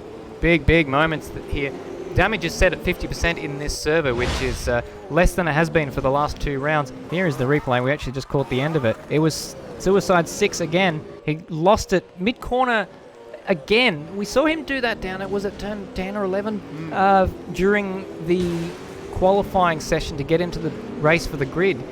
I think he might have avoided the worst of the damage there, but it won't be pleasing to him. No, not at all, but he was very lucky that the damage is only set to 50% as he's already back up past Job Stewart for third. Yeah, he made the move into turn 1, so already on the recovery trail. At turn 9, actually, I saw a Toyota 86 do just that over the weekend at turn 9 and have heavy damage as he hit the wall on the outside. So very lucky that it was only a glancing blow on a 50% damage server, because he's almost done it again. He's gone very wide through turn 6, so hopefully he can rectify that for the rest of the race, because the more he does that, the more likely he is to end up in the wall again, and we've still got quite a few laps remaining. So Thomas McMillan now has a 2-second lead with that moment for Kurt Stenberg, and his lead is over Sean Allen, who is your second place man, also in a bit of a patch of loneliness that he'll be quite happy for, I should think. And behind Sean Allen is Kurt Stenberg recovering. So imagine having a spin like that and still emerging in third place. Almost like, what was it, Jamie Whincup back at Tasmania when he did a pirouette in the middle of the hairpin and managed to win that race. Quite an impressive achievement in that respect, as Kurt Stenberg starts to pull away from Job Stewart and Brody Steen. Just another quick update. We've lost another driver from the race, Jack Hotter, dropping out. So another DNF. And it looks like we've just lost Hayden Warrington as well. What's happened to Hayden Warrington? That's a bad couple of moments there for MP Sim Sports. So Hayden Warrington and Jack Hotter is pursuit. So unfortunately, we're losing cars very, very quickly indeed. 3 cars down already, which means we're down to 16 runners in this particular race. Job Stewart starting to stretch away, I think, from Brody Steen. So he's doing a pretty good start. He was one that you highlighted earlier on in the race. Did I? Sorry, I completely tuned out what you were saying. We're just trying to figure out what was happening to Hayden Warrington. This is what I do to Madbird. I swing the boom over to him just as he's taking a yawn or something like that. Good to know that you're not just doing it for me, because I'm a guest. I'm stepping in for Madbird. So at the moment, it looks like the closest battle on track is that battle between Job Stewart and Brody Steen. And in fact, Jake Moloney is already up into 7th place, and then it is Will Devonish, Zach Baker, and David Nenadich on the top 10. Just having a look at a few battles further back, as we've got the camera still on Jake Moloney. It looks like there's a battle for 14th between Kelvinator, RSM Latino, and Termo, who has actually gone down a lap on the field after that early pit stop. So not quite the best strategy option for Termo there. If that was a strategy option, yeah. We'll probably find out from someone later on what happened there, but we'll try and sort it out as we look at this battle for 12th and 11th between Aiden Schultz and Steve Burko. And yeah, the race has just started to settle, as I say, that Burko runs a little wide, so that classic commentator's curse. Yeah, that's going to put him under significant pressure into turn 1. Aiden Schultz has a significant run down the start-finish straight, and I'd be very, very surprised if he doesn't try and outbrake him here down into 1, but it would give Stephen Burko the outside, and if he could stick it in to the inside of turn 2, which he's not going to do, then he might have a chance of hanging on to that position, but it looks like he's happy to let Aiden Schultz go there. Well, he made it very easy for Schultz by locking up that inside tyre into that first corner. So Aiden Schultz very easily making that move in the end. He's lost 1 position since the start of the race. And Steve Burko now down into 13th. So I think Kurt Stenberg might have made a bit of a mistake on the start of this lap. He lost 4/10 in the first sector to the cars around him, and you can see them on screen. They're a lot closer than they were a moment ago, so Kurt Stenberg might be nursing a bit of damage from that earlier spin. I'd be surprised if he didn't after that sort of impact. I mean, in Friday practice, we saw that impact completely destroy a Toyota 86. So not an ideal spot to make a mistake. Just behind this battle pack that we're watching on screen is Jake Moloney and Colin Warwick engaged in a very tight battle themselves. Remember how I said that Colin Warwick had that angry battle pack behind him? Now, Jake Moloney is the last remnant of that battle pack, as Zach Baker and Hayden Warrington have dropped away, and Colin Warwick has already started to go defensive. In fact, he's just let him by. Yeah. Wow, okay. That's a bit of a gift there for Jake Moloney. As we start to head towards what we might see with the opening of the pit window as we are on the end of lap 10. So if you pit here, you can do even 24 lap stints to the end of the race, coming in at that critical lap number of lap 57. So we'll see if anyone decides to jump at that opportunity. And it looks like from the top group, no one has as of yet. Yeah, I saw a bit of a wiggle there on the exit of the final corner for Colin Warwick, but that was not him coming into the pits. That was just him having a bit of a wiggle. Now, Kurt Stenberg is starting to come under renewed pressure from fourth place man Job Stewart, who's making a bid for a podium here right now. It's early days to say such things with 70 laps left in the race, but Kurt Stenberg on the previous lap was 0.6 of a second slower than Job Stewart, and Brody Steen is being dragged along as well. He's a little bit further behind, but this is going to be nervous moments because every time Kurt Stenberg goes through turn 6, he's going to be reminded of what happened here a few moments ago. Pretty much all of the styrofoam advertising billboards there have been knocked over by numerous drivers going off there already in the first 10 laps of this race. The classic styrofoam snow at Sandown. Yeah, so it's not looking all that easy for Kurt at the moment. So I wouldn't be surprised having that damage so early on in the race, as it becomes a lot more difficult over time to keep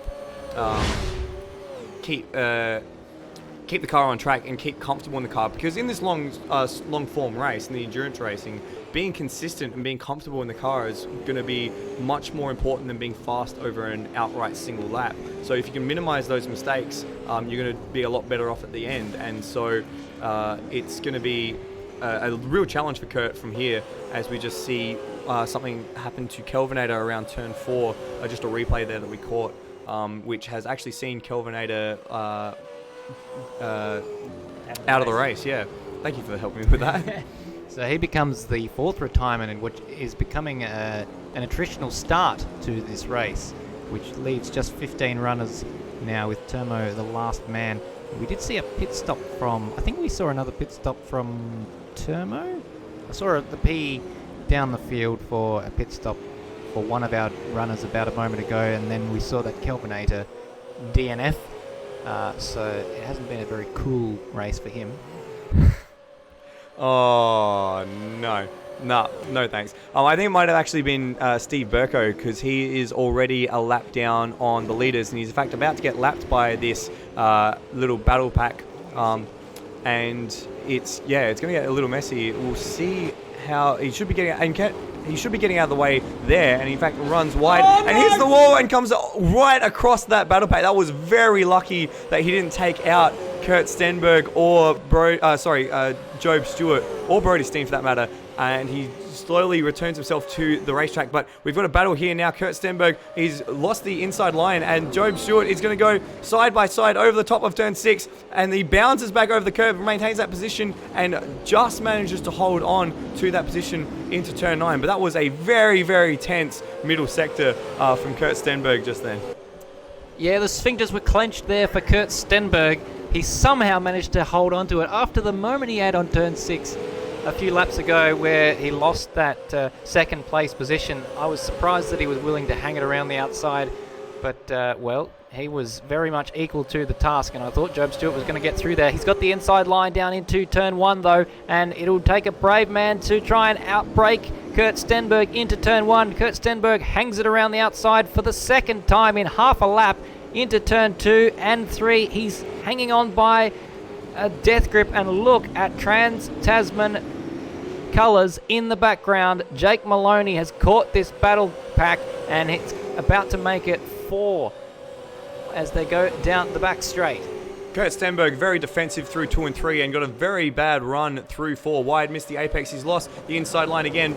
Job's got the inside. They touch just a little bit over turn 6. Stenberg has to run it wide, and this time Job tries to dive for the inside but doesn't quite get it. Then nose to tail there, and Jake Moloney, while that's all been happening, has shoved it down the inside of Brody Steen, and they're going to run side by side through turn 10 into turn 11, and Jake Moloney takes that position just in the background of shot there. So again, very tight. And just quickly on Kurt Stenberg, you can see how defensive he's having to be out of corners. He's not getting the drive, getting the run that he needs to, and each time that's allowing Job Stewart to come all the way back, and he dives towards the inside again. Can he affect the move this time? A little lock up on the inside front, but yet again Kurt rides it around the outside and is again playing the defensive card as they go through turns 2 and 3. It's the move on at 4, not quite. Kurt Stenberg does a much better time run this time around, getting out of turn 4, and in fact builds a little bit of a gap on Job Stewart, which will be welcome for him as they approach turn 6 yet again. Crucially, in Kurt Stenberg land, he is still in position to take the championship in the position that he is in right now. Sean Allen has to win the race, and he is currently 9 seconds down on Thomas McMillan. But Kurt Stenberg, I know he's not going to be thinking about the championship. He's going to be thinking about podiums and race wins. That's what he wants, and he was disappointed after his second place in the Gold Coast last week, and felt like that was a win that got away from him.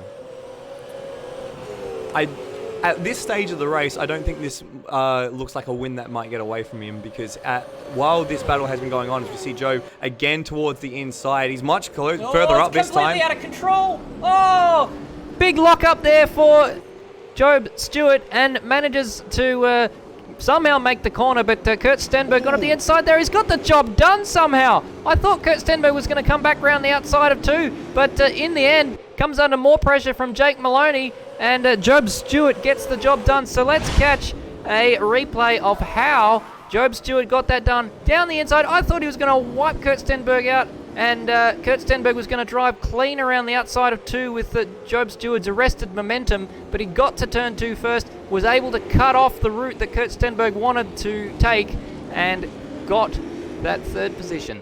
Yeah, he really slammed the door there. I was surprised that Kurt actually stuck with it. I was almost expecting him to have to jump through the apex at turn 3 and get off the racetrack there. But this battle pack has been producing a lot of action. What I was about to say before that all kicked off is that the 2 leaders, Thomas McMillan and Sean Allen, have a 17-second gap. Oh, sorry, that's according to our timing, which is a bit off. It's about 14 seconds. But that gap has come down significantly. That was 9 seconds to Sean Allen.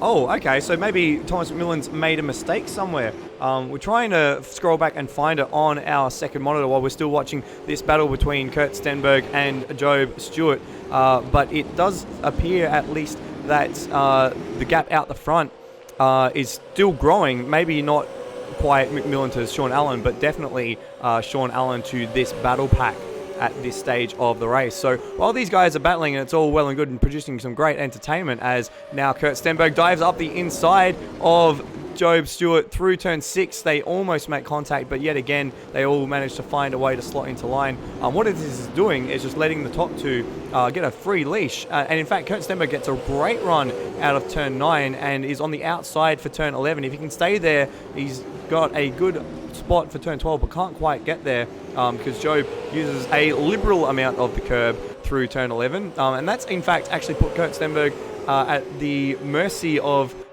his teammate Jake Moloney as they come down the main straight. Jake pulls out of the slipstream, looking to affect that move at turn 1. He's got the anchors out as they go through turn 1, and they both squeeze through. Again, Kurt Stenberg looks very good around the outside of turn 1. He seems to be able to make that outside line work for him, despite any eventual time loss that you would get from doing that. So good work from Kurt Stenberg there to defend his position, and it's play on yet again as we are still focused on this battle. Already 18 laps in. Where did that go? Yeah, it's gone quick. We're very, very quickly approaching the first pit stops. and we're expecting them to happen around about the early lap 2 mark. There's lots of action going on there with Jake Moloney coming under pressure from Brody Steen, but then equal to the task. This moment for Thomas McMillan, I don't think we're going to be able to find you a replay of that because it's apparently happened many laps ago, so apologies for missing that. We'll maybe have a dig through the live timing and see whether or not he had an errant sector, but Sean Allen doing a great job keeping him honest in second place. So we're only about 5 or 6 laps away from what will definitely be the end of the first pit stop window. So we'll keep track of where everyone comes in from that. It looks like everyone's trying to run that first stint as long as possible, which I think builds a lot more flexibility in your plans later in the race. Yep. So if you take the early pit stop and try to run right up against that critical lap number, you lose a lot of flexibility should you get stuck in a battle or behind some traffic. As we're looking again at Jake Moloney on the back of Kurt Stenberg, not quite there this time around. In fact, they've actually dropped Brody Steen just a little bit from that group as Jake gets a bit crossed up into turn 9, but manages to get all of the wheels around that corner very just. So yeah, the more flexibility you can build in to your strategy at this point of the race, the more you're able to keep up with things changing as you get towards the back end of the race, because the last thing you want is to be stuck in a strategy when the ideal strategy is definitely something different at the back end of the race. So going back through Thomas McMillan's laps, as again, we've got this time it's Job Stewart and Kurt Stenberg just made that pass. Yeah, Kurt Stenberg got through turn 1, so he was nowhere near. He was under pressure from Jake Moloney more than anything, so that's a bit of a surprise. Turning defence into attack. He did turn defence into an attack there, and he's driving away from Job Stewart right now, so whether or not Job Stewart had a bit of a moment or not, let's catch a replay. Again, I think he just got a better exit out of the final corner. Just to finish that point on Thomas McMillan, maybe I imagined that 9-second gap that he had, and it might have just been our live timing fluctuating, because it doesn't look like he's had a big moment as we cut back to see that Jake Moloney has been putting Job Stewart under pressure for that, well, I was going to say final spot on the podium, but I forgot about the 2 out in front. He is fighting over 4th and 5th place at the moment, but it's a great recovery from where he started in 12th place. And we've got the first of our pit callers. You can just see Brody Steen in the background jump to the pits there. The point I was going to make, it might be that in trying to pass Kurt Stenberg for so long, Job Stewart might have used up a bit too much of his tyres, and now that's coming back to bite him. Whereas Kurt Stenberg somehow managed to run, we see Job Stewart run wide through turn 1 there and cede that position to Jake Moloney. He wasn't really under any immediate pressure, so that's just a mistake for Job Stewart there. And now we've got Colin Warwick immediately behind him as well. So Brody Steen, the first of the pit stoppers. This is lap 21, or the end of lap 20. Yep.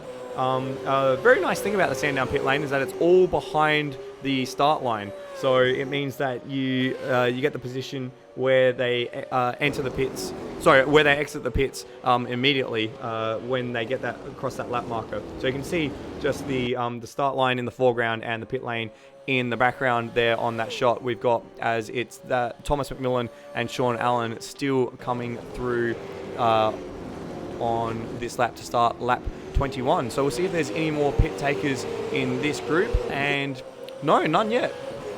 Yeah, we've got our eye on the pit lane on our other monitor to see if we can spot them coming in, because this will give us our first glimpse at what the strategy is going to look like when it unfolds during this race. So Brody Steen actually came out of the pits in 12th place, behind Aiden Schultz and ahead of RSM Latino, quite a bit ahead of RSM Latino, in fact. So, in fact, he's the last car on the lead lap, Brody Steen, which makes sense because the lap around Sandown. Oh, we've got Jake Moloney off. Jake Moloney's off at turn 4. We're just watching it now. Looks like he's had a bit of a spin on the exit of turn 4. He's dropped down now to 8th place. So we'll try and catch a replay of what happened there. So he gets a bit too much curve at 2, which he settles the car nicely, but then he just comes to pick up the power and then around it went. Yeah, just an innocuous spin for Jake Moloney at a very inopportune time. Same spot where he lost it in the warm-up. Yeah, or the race for the grid, I should say. We've got a few more cars in the pits. Aiden Schultz, I think, and Thomas McMillan, Sean Allen and Thomas McMillan, race leaders in the pit lane. So now we're starting to see the cards come out for our race leaders. So that's the end of lap 22 for the two of them. Stenberg in too. And so we've got Kurt Stenberg and someone else in the background as well. That's Will Devonish, the WAR racing car. McMillan is going to come out just behind Jake Moloney. So you can just see Jake through on the main straight now. McMillan's coming out. Then there's Sean Allen making his way out. We still haven't got eyes on... we'll see if we can find whereabouts on track Brody Steen is. He's just coming through the final sector now. So this is going to be very telling. We can see Kurt Stenberg and Will Devonish coming out, and there's Brody Steen. It's going to be very close to see whether or not Kurt Stenberg can maintain that position into turn 1. And he's going to quite comfortably in the end. So as we see a few of the other cars just run wide to get out of the way. So in the end, it's actually about where the two of those cars were, Brody Steen and Kurt Stenberg, before the pit sequence. So a little bit less flexibility in these pit stops strategies now with the 22 laps. So that's around about 23 on a flying lap, as we're seeing Zach Baker also coming into the pit lane from 3rd place, and as well as that Job Stewart and RSM Latino. And Jake Moloney as well. So a few more of the bigger players coming in. Thomas McMillan has already gone through and taken that effective race lead into 2nd. So the only one of that lead group on track still is Colin Warwick, who was doing a very good job sitting behind that group. And we've got a bit of a collision in the pit lane. We've got a collision between Job Stewart and Jake Moloney. What happened there? So it's all kicking off, and Jake Moloney having to reverse back. What on earth is going on? It looks like there was a collision as he tried to make it into his box. He's only just managed to stop now. It's all falling apart for Jake Moloney. Here it is, as Job Stewart exits his box. He just pushes Jake forward and then actually rotates him 90 degrees, which forces Jake Moloney to have to do a 16-point turn, get back to behind his pit box, and then go forwards. That cost him a huge amount of time. Yeah, and on top of that as well, it cost Job Stewart a large amount of time. We're just trying to find where he is on the circuit, and he's now well behind that battle between Kurt Stenberg and Brody Steen that he was a part of beforehand. Do you think that would be an unsafe release penalty? Do we have a steward to assess that kind of thing in the race? These things normally get taken care of with a points penalty that carries towards the next round, or sometimes they get banned from a qualifying session, which would be the next one in Newcastle. But it's a bit messy, especially considering how badly it affected Moloney's race. Yes, it affected Job Stewart's race badly as well, but Moloney lost a heck of a lot more time than Job did. Yeah, that's a fair point. So we'll have to see how that shakes out post-race. Colin Warwick has made his pit stop and slots in to 5th, just ahead of Job Stewart now. So that battle pack between Brody Steen, Kurt Stenberg, Colin Warwick and Job Stewart is about to kick off yet again. And we are 25 laps into this 81 lap journey, so already ticking off the laps very nicely. And Thomas McMillan still has about a 6 second lead, over Sean Allen, and Kurt Stenberg is your top 3. So that's taken the pressure off Kurt Stenberg just a little bit, although Brody Steen is coming back at him quite a fair bit. I actually missed Brody Steen's pit stop on my little lap chart here, so I think it was in around about 23 or something like 21. that. Brody Steen 21. Was the first one come in. Was he? Yes. Yeah. Somehow missed that. Not having a great night. But the thick end of it for the race leaders who had particularly uneventful pit stops is that Thomas McMillan has stretched out to a 5 second lead over Sean Allen in the lead of this race. And I think Jake Moloney just had another problem because he's now dropped behind, who is that there? Steve Birchall. So we'll try and figure out what's happened there. He's had a very slow sector 1 and he's already behind on our replay. So we'll just scroll it back a little bit, see if we can figure out what's happened. And he's gone off on the exit of turn 1. So he's gone a bit deep into that turn 1, he locked a little bit of the brake. And then as he's tried to get back onto the circuit, he's actually looped it towards the inside wall, which is something that's not terribly difficult to do. And he's actually making another pit stop now as we're watching this replay. So he might have picked up some damage even.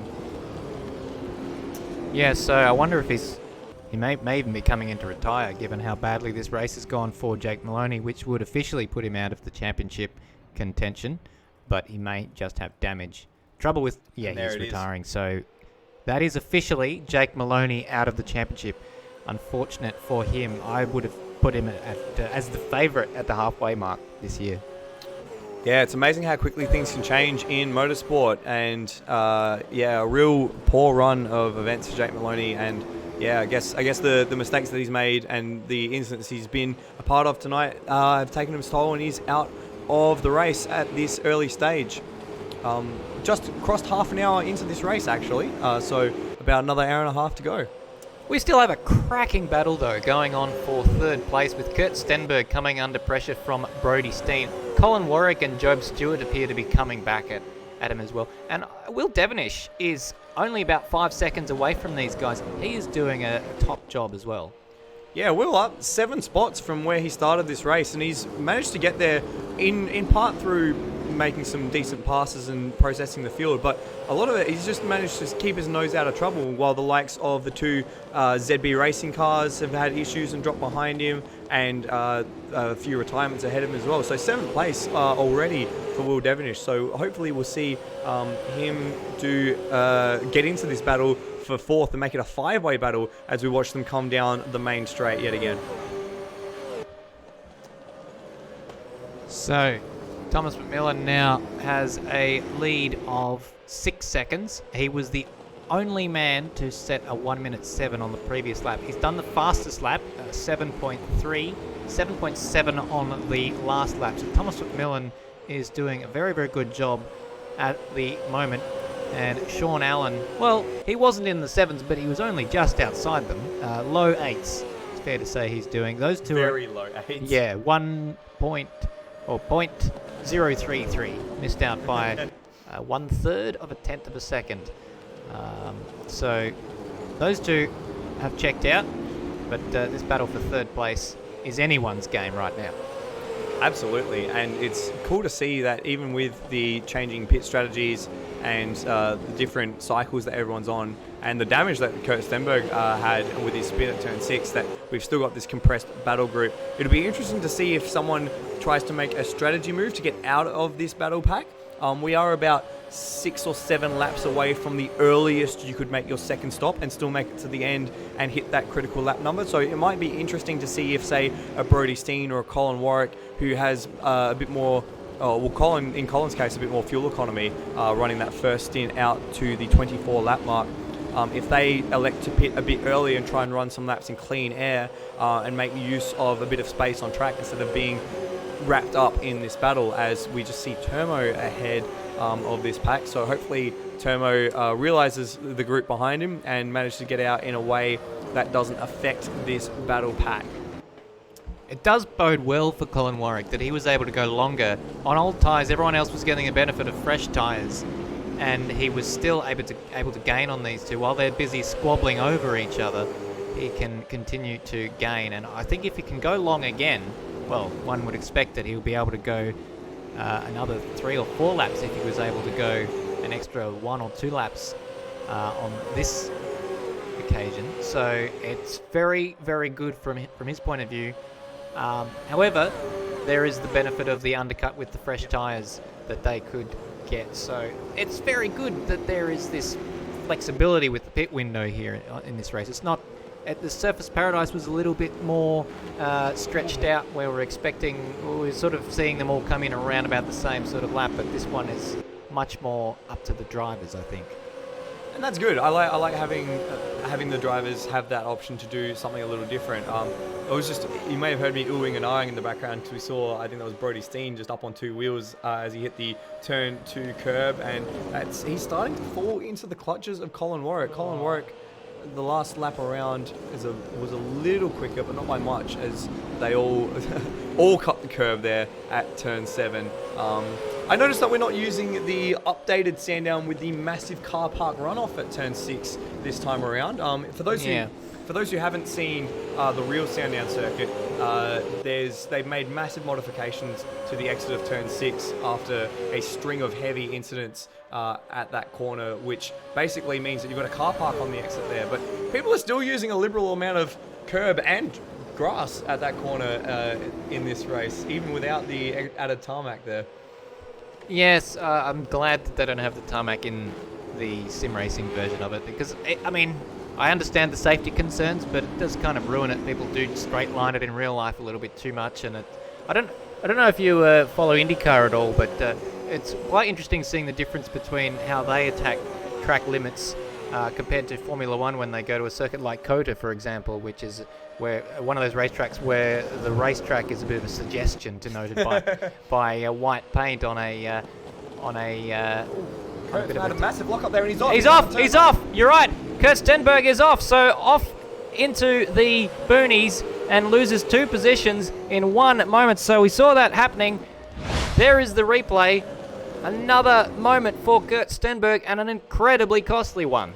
Yeah, and it was just because he was a little too wide at 6 that time, and then when he came back across the track at 7, he had a bit of a swapper on, had to pinch the brake a bit too hard, and that sent him into the gravel. So down into 5th place for Kurt Stenberg, and now under the attack again of Job Stewart. So they are resuming their battle from the first stint, and Brodie Steen and Colin Warwick have been to an extent released from the back of Kurt Stenberg to have their own battle this time around.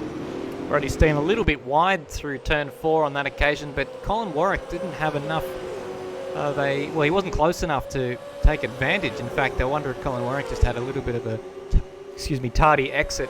I was a little bit slow getting my point out, and so I was interrupted by action on track.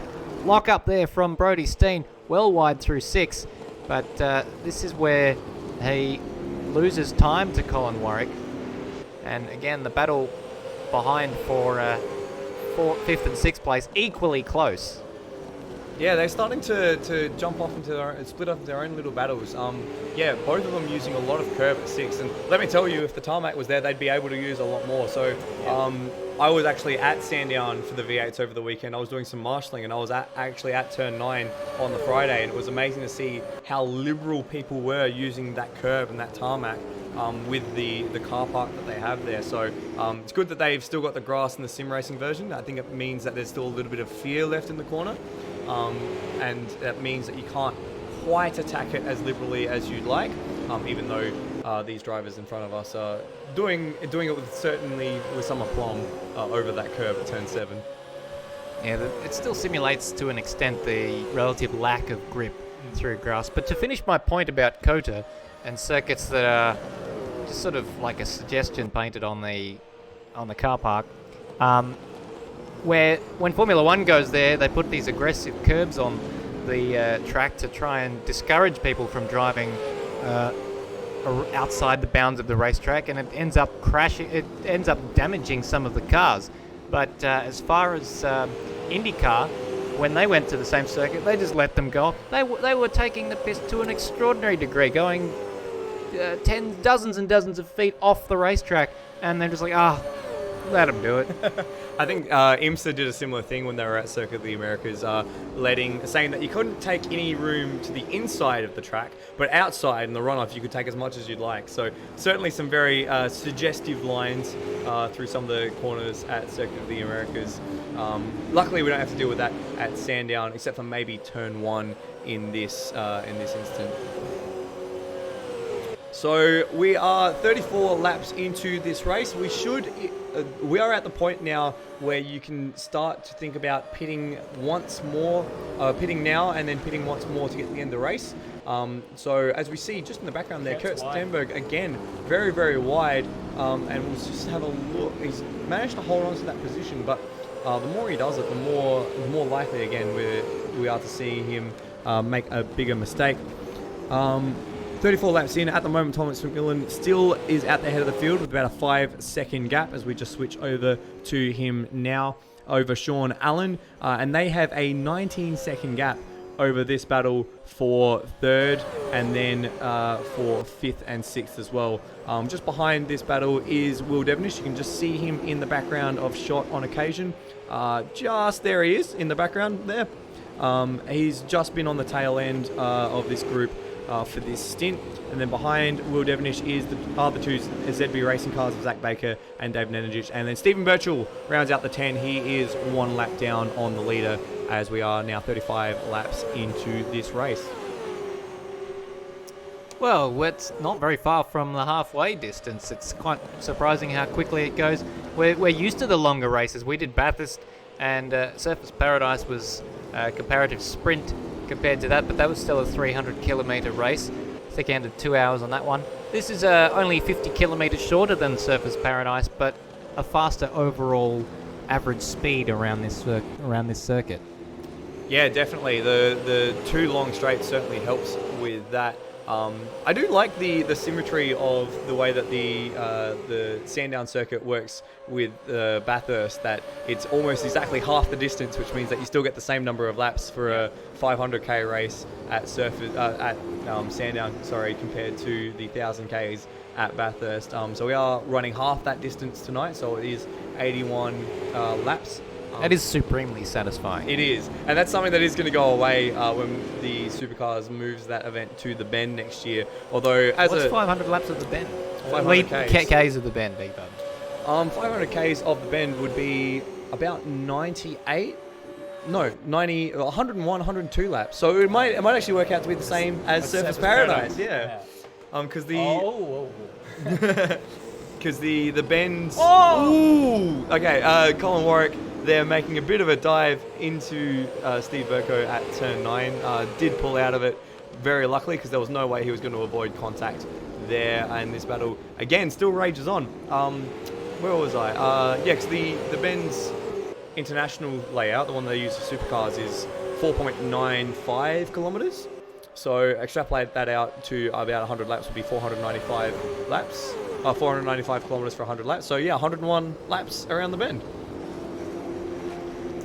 So this 3rd, 4th, 5th, 6th scrap is continuing to stay with the cars in the order that they have been for a number of laps after the spin from Kurt Stenberg down at Dandenong.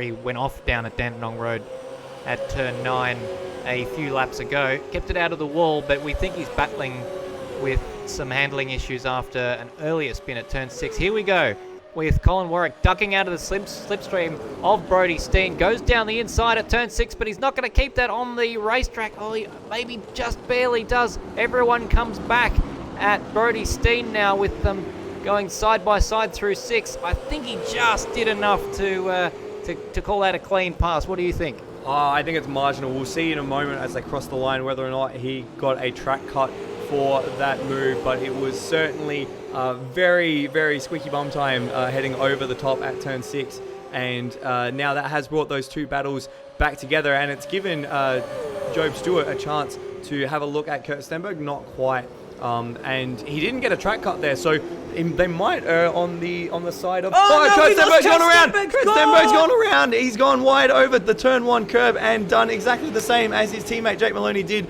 earlier on in the race.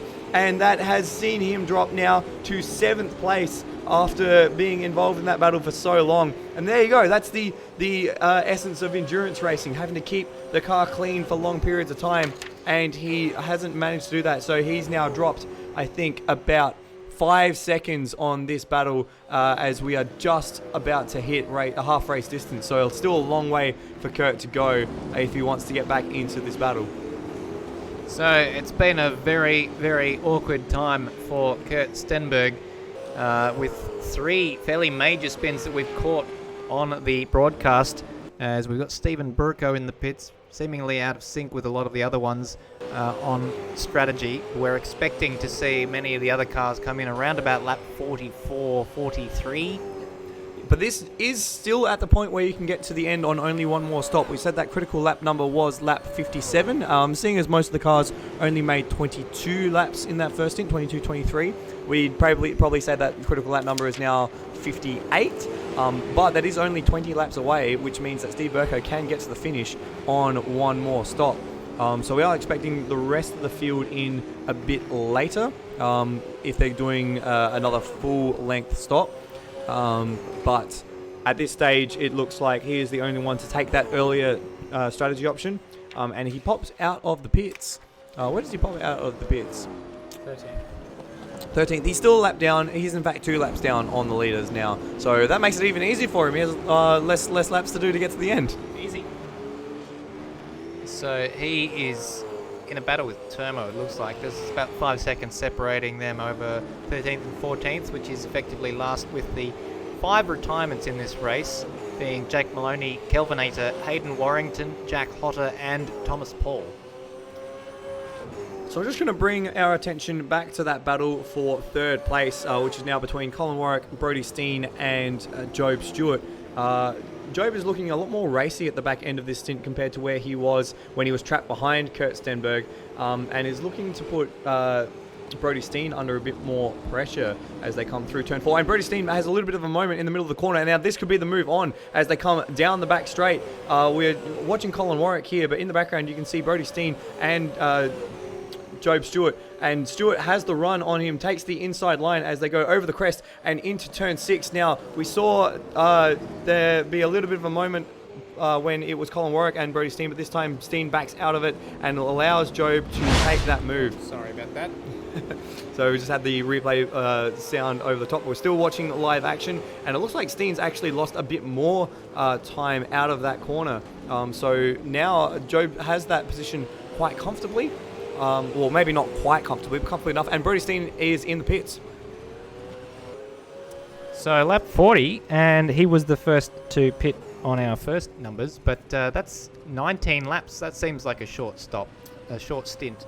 Maybe he's hoping that getting out of this battle can give him a bit of a clean air and a clean run into the second part of the race. He might have been struggling on tyres, because for a lot of that stint he was defending. So that means that as you're defending, as you're trying to block and you're using more of the tyre, it might be costing him now at the tail end of the stint. So he might be thinking, if I can get out of this battle and get away from the having to use tyre to defend from the likes of Job Stewart or Colin Warwick, it means that I can lengthen out those stints later on the race. And he's come out actually just a lap down on the leader. You see Thomas McMillan in the front of the shot there.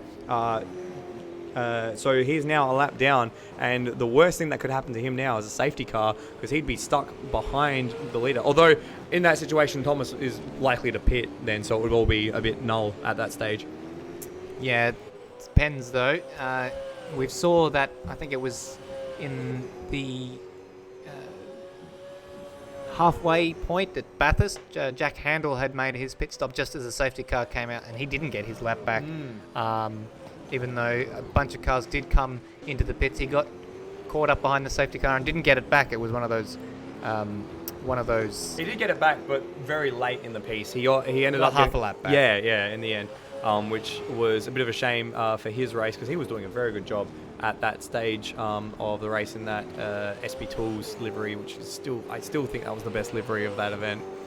What do you think is the best livery of this event?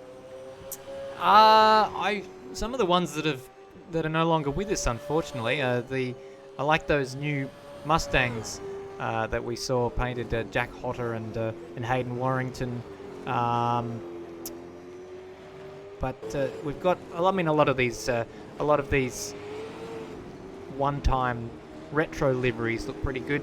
The WPS one, the Kurt Stenberg one is one that I wasn't privy to his early championships in that car, but it looks very good to me. We'll see if we can get a picture of it up on the screen.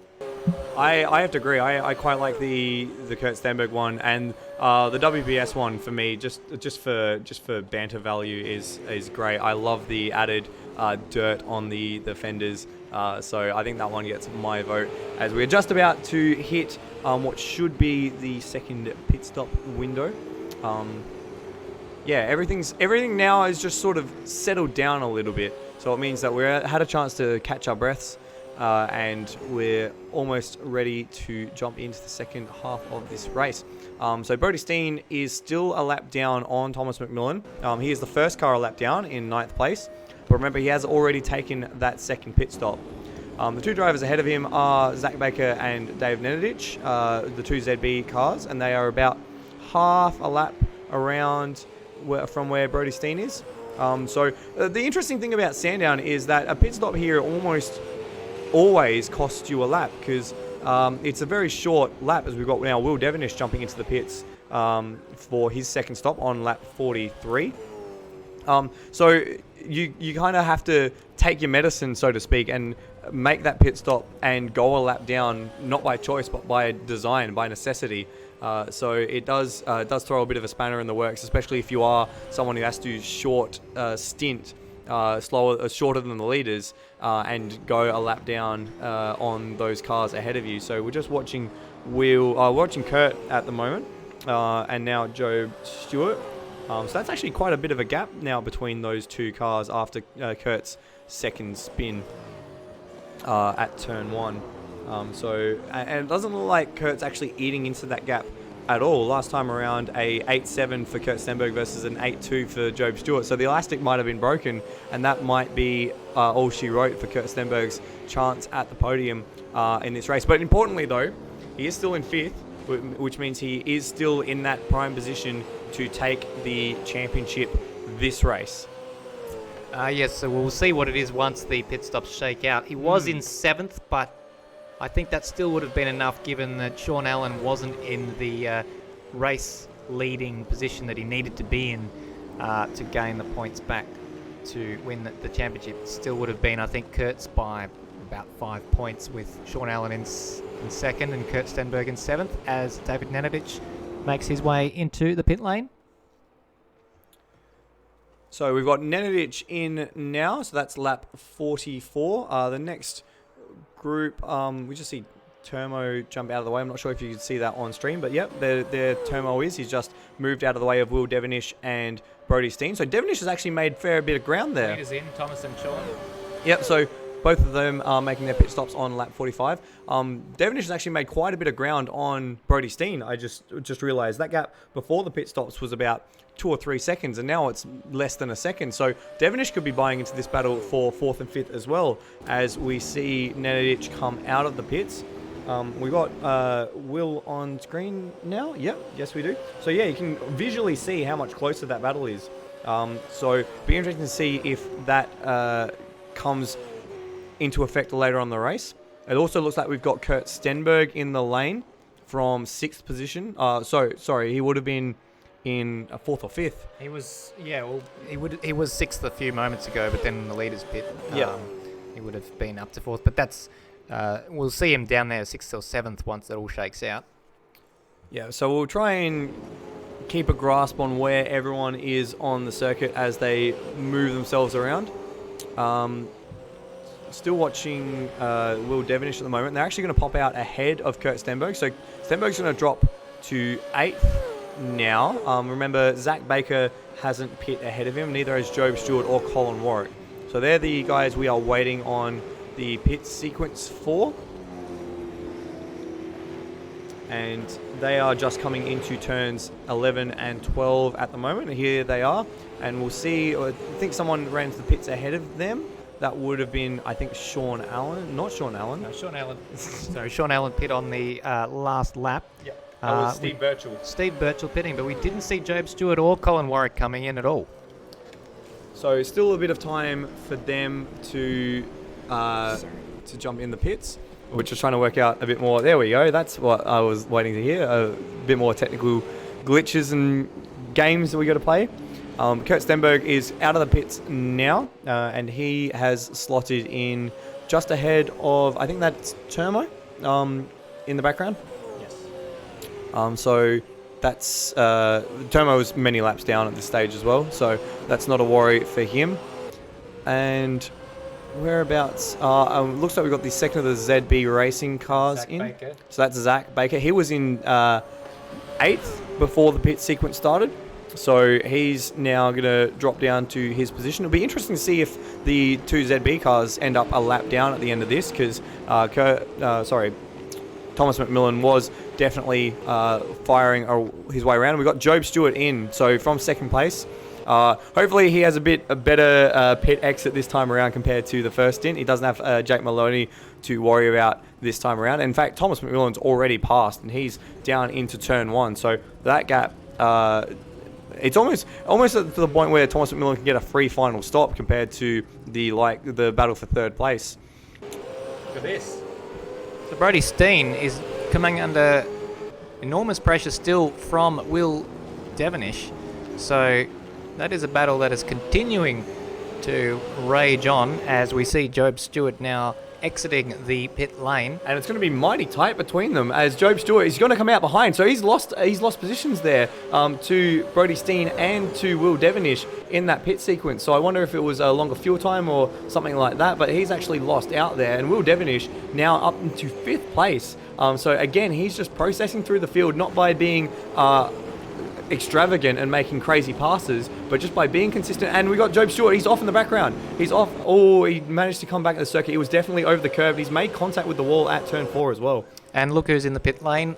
48 laps. Thought he might have been able to do 49 because we had the warm-up lap, of course. He did 24 in the first stint, but Colin Warwick, the last man to pit. Let's see where he comes out relative. He had a bit of a gap on them before, so he may be a gainer here.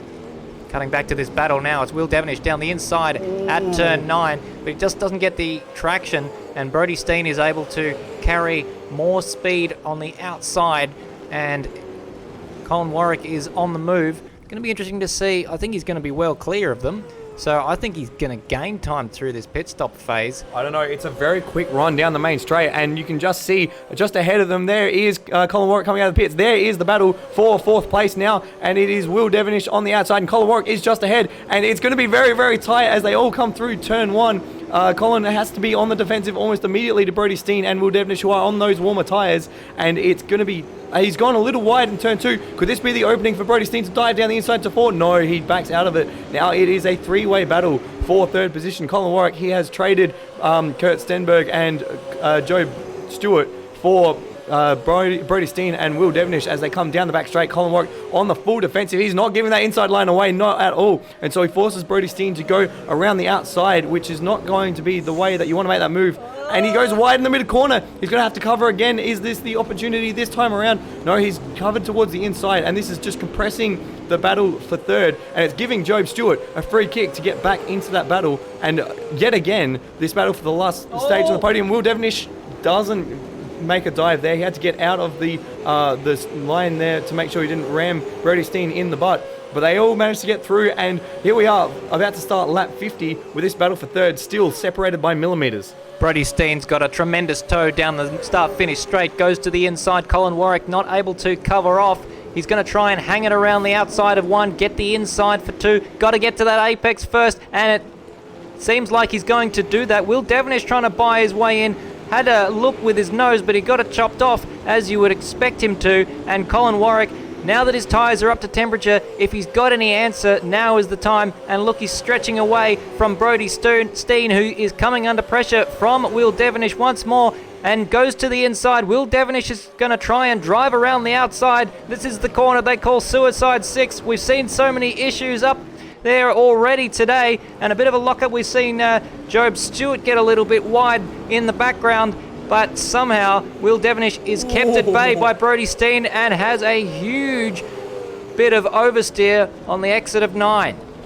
And so while that's all happening, firstly, Colin Warwick's been able to step away, and secondly, Kurt Stenberg is just looming in the background. I was surprised that Brodie Steen didn't make more of an effort into 1. If he just gone a little deeper under brakes, he would have had that corner. But he gave Colin Warwick a lot of respect there, and in the end, it's come back to bite him, because now Will is the one making the move on Brodie Steen into turn 1. Not quite far enough inside that time around. But it is very, very tight, this battle for 4th, and we're coming through traffic now. I think that is car number 72, which may as well be Steve Burko on that's just stepped out of the way, or it might be we'll try and figure out who that was who just stepped out of the way. But they're coming on traffic now, which is going to just complicate things. It was RSM Latino that they all just managed to file past as they again head into this turn 6 complex. This time Will is much further up as they go around the outside. And they touch in the middle of the corner. Brodie Steen takes, and there's someone off in the front of them. It's Stephen Birchall, lapped runner.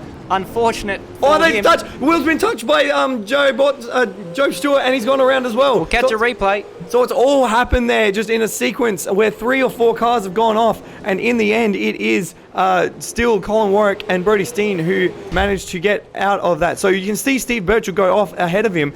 In avoiding that, Will's gone a little wide, and then Job Stewart has just taken the wheel out with contact on the rear, and that would not be a very happy WR Racing cockpit for Will Devonish. And while that's all happened, Colin Warwick has actually lost the position to Brody Steen as well. Oh, it's all happened here in the last few minutes. So here it is, Colin Warwick with Brody Steen all over him, went completely to the inside, down the pit straight, and here is Brody Steen driving around the outside. Colin Warwick gave that one up, I think, and Brody Steen nearly lost it mid-corner through turn 1. So that's going to be a happy Brody Steen. There's going to be a pretty unhappy Will Devonish in, where is he? Down 7th place. So he lost the position to Kurt Stenberg's, now about 8 seconds behind him. And that's pretty much Job Stewart's fault, unfortunately. He may cop a few points on, or a few penalty points after the race for that one. Yeah, so just to round off what happened to Colin Warwick, there must have been a mistake that he made because he was actually 3 seconds slower in that final sector. So it must have gifted, in the end he did gift Brody Steen that position. And on top of that as well, you can see just in the background of shot there, as we look down the main straight, we've got Brody Steen, Colin Warwick, Job Stewart, and then Kurt Stenberg not too far away. So he's only one position away from securing that championship. If he manages to get 5th, the championship is all done and dusted. So it's regardless of what happens to Sean Allen in that case. So it's looking pretty important for Kurt Stenberg to try and get onto that battle, and all these guys ahead of him just made it so much easier. Well, that is assuming Sean Allen were to win the race, barring some unforeseen circumstance with Thomas McMillan. I say that touching wood because he's DNF'd out the last 4 races as Thomas McMillan, so it would be Now you've just put the a cruel twist of fate for that to happen, but he's absolutely owning this race at this moment. Still in the 107s. Did a 107.9 on the previous lap, did Thomas McMillan. Let's give him some airtime, he deserves it. So if Thomas McMillan loses his 10-second advantage over Sean Allen's 13 seconds now, actually. Sean Allen wins the race, then Kurt Stenberg would have to finish 5th or better. At the moment, though, Kurt Stenberg is in championship winning position, 6th place. Even 7th place would be good enough with Sean Allen in 2nd place. Yeah, so Sean Allen, he's in an unenviable position here where he's kind of stuck with... He can't really chase down Thomas McMillan. The gap is already 10 seconds. So there's not really much he can do ahead of him, but there's not really anything that's challenging him from behind. So he's having a very lonely race. At least he can be very happy that that lonely race is in 2nd and not in 8th or 9th. Silver linings and all that. But yeah, insofar as the battle for the lead of the race, it is just very much Thomas McMillan out on his own at this stage. Again, another 207, a 207.7. And in fact, Sean Allen as well in the 207s, a 207.9 from him. So those two are easily the fastest two on track. As we look back again to this battle on Brody Steen and Colin Warwick. For comparison, these guys are in the mid 208s, a 208.5, 208.7, 208.7, 208.5 for the next 4 cars. So all this constant battling and pressure has just meant that the lap times have gone away from these guys, and the top 2 just get further and further ahead. One thing, though, that Sean Allen might not have in his mind, but is certainly on my mind, is that he is leading the points for the Endurance Cup as it stands. So Kurt Stenberg went into this round with the Endurance points lead, but with Kurt Stenberg currently sat in 6th place and Sean Allen in 2nd. Sean would be on 816 points to Kurt Stenberg's 780, so Sean Allen is well on his way to winning the Endurance Cup. So 4th place in Bathurst, got the win at Surfers Paradise, and currently sat 2nd here in Sandown. Silver linings and all that. You can't win. Unfortunately, you can't win them all unless you're maybe DJR Team Penske at the moment. But at least you get a bit of silverware off the back of a great Endurance Cup campaign for Sean Allen and the entire Race on Oz group. Now, this battle between Job Stewart and Kurt Stenberg has definitely come back quite significantly. Stenberg 4/10ths better on that last lap around, and now is only less than a second behind the 5th place Job Stewart. In fact, you can see it on screen now. That gap is visually reduced quite a bit. And it's not for any in particular... in fact, I think Job Stewart got a track cut coming into turn 6 last time around because his lap time isn't showing up on the screen. So that may be the reason why Stenberg has managed to jump onto his tail. But as we are almost at the critical lap number, wow, that went quick. Wow. Yeah, we can see that Kurt Stenberg is actually pulling out to the inside here as they go through turn 6. He's got the ascendancy, and Job Stewart has to back out of it. So now Kurt Stenberg is in that magic 5th position. Now it doesn't matter what Sean Allen does. He's going to win the championship off of the back of this race. Well, that is very, very good news for Kurt Stenberg, and things seem to change very quickly in the Automobilista Supercars Championship with Kurt Stenberg currently sat in 5th place. He only needs to get one more position, and then he and Sean Allen, I should say, would be tied for the lead of the endurance points on 816 each. And if you went to a count back, they've got a second each, a first each, and a fourth each if it were to finish that way. I guess you have to go back to pole positions or fastest laps. I don't know if they've written that into the rules, quite frankly. It may end up just being one of those things where they both get a trophy. I think that would be the fairest way to do it, or maybe have like an event priority. But there was that qualifying race as well. So who finished higher in the qualifying race? Kurt. So maybe they use that as the tiebreaker. So we'll see what happens, but that is still a little far away. We still have Kurt Stenberg has to finish 4th for that to happen, assuming Sean Allen finishes 2nd. 1, 2, 3. That's me counting my chickens.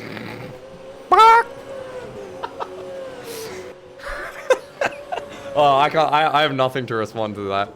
Nothing. Well, it might well be reality in a few moments, because Kurt Stenberg is all over the back of Brody Steen for that 4th place that we mentioned. At the moment, Sean Allen still leads the endurance points, but it will be joint lead if Kurt Stenberg can make this move on Brody Steen. He pulls to the inside towards turn 1. Brody Steen is once again going to try and drive the route to the outside. Kurt Stenberg spins it. There was a little bit of door-to-door contact, but Kurt Stenberg has held onto it, lost a minimal amount of time, really.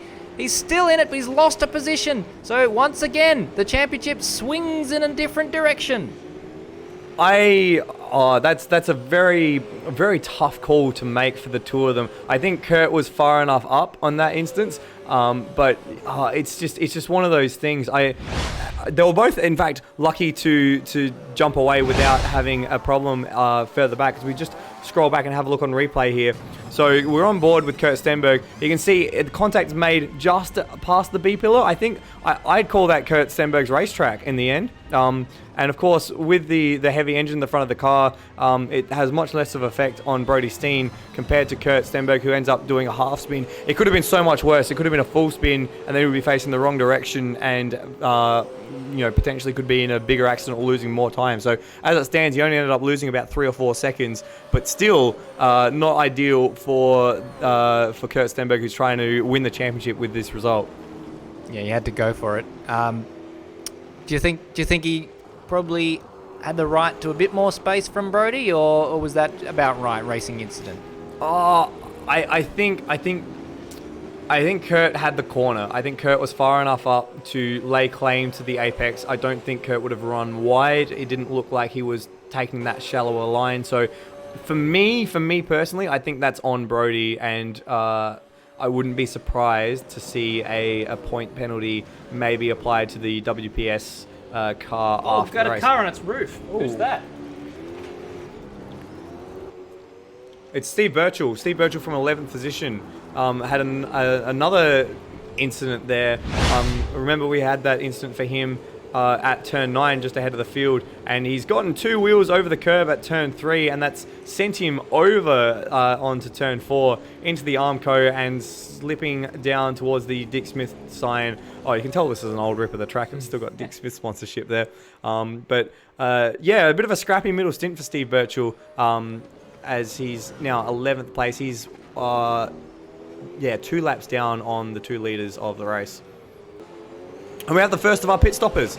Job Stewart in from, I think that was 4th position before the pit stops. And he's come in on lap 60, which means it's after the critical lap, of course.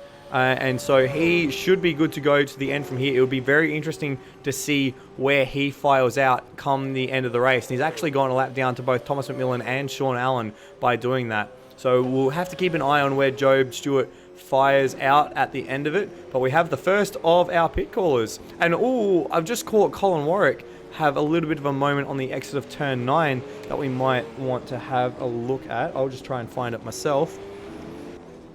It looked pretty innocuous, but he's just jumped over the curb there, come into 9, and then gone a little deep, a little wide, and then just a bit of a moment coming back on. So that was very lucky they didn't fire himself into the inside wall there for Colin. Still enjoying a 1.5 second lead over 4th place Brody Steen in the WPS car. So lap 60, probably would expect to see David Nenadic in fairly shortly as well. He's currently sat in 8th place. Unfortunately, the numbers are cut off our second monitor, which is a bit of a problem. We'll try and get that rectified for next year. And he's in. He is in. He called it. Well, he did 20 lap stints all throughout, and it's lap 60, so didn't take a mass whiz. Well, that's actually a little bit going to be a bit of a problem for him, because it's 21 laps to the end of the race. Unless he goes a lap down and stays a lap down, he might not get to the finish. So we also saw Brody Steen take an early pit stop last time around, and in the earlier cycle as well. So he hasn't really had a bit of a quiet stint this time around. He's still been in the thick of things, so we might see him. He might be losing some time on his tyres. That was the point I was going to make before the kerfuffle with Kurt Stenberg, that he might be getting to the end of that tyre life before the group around him, which is why he had to fight and defend again so much. So we might see Brody Steen come in very shortly. We'll keep an eye on that. It looks like Nenadic came out just ahead of Colin Warwick. So he's now getting the blue flag and being told to move over. But I don't think Colin Warwick's got enough pace to actually affect that move.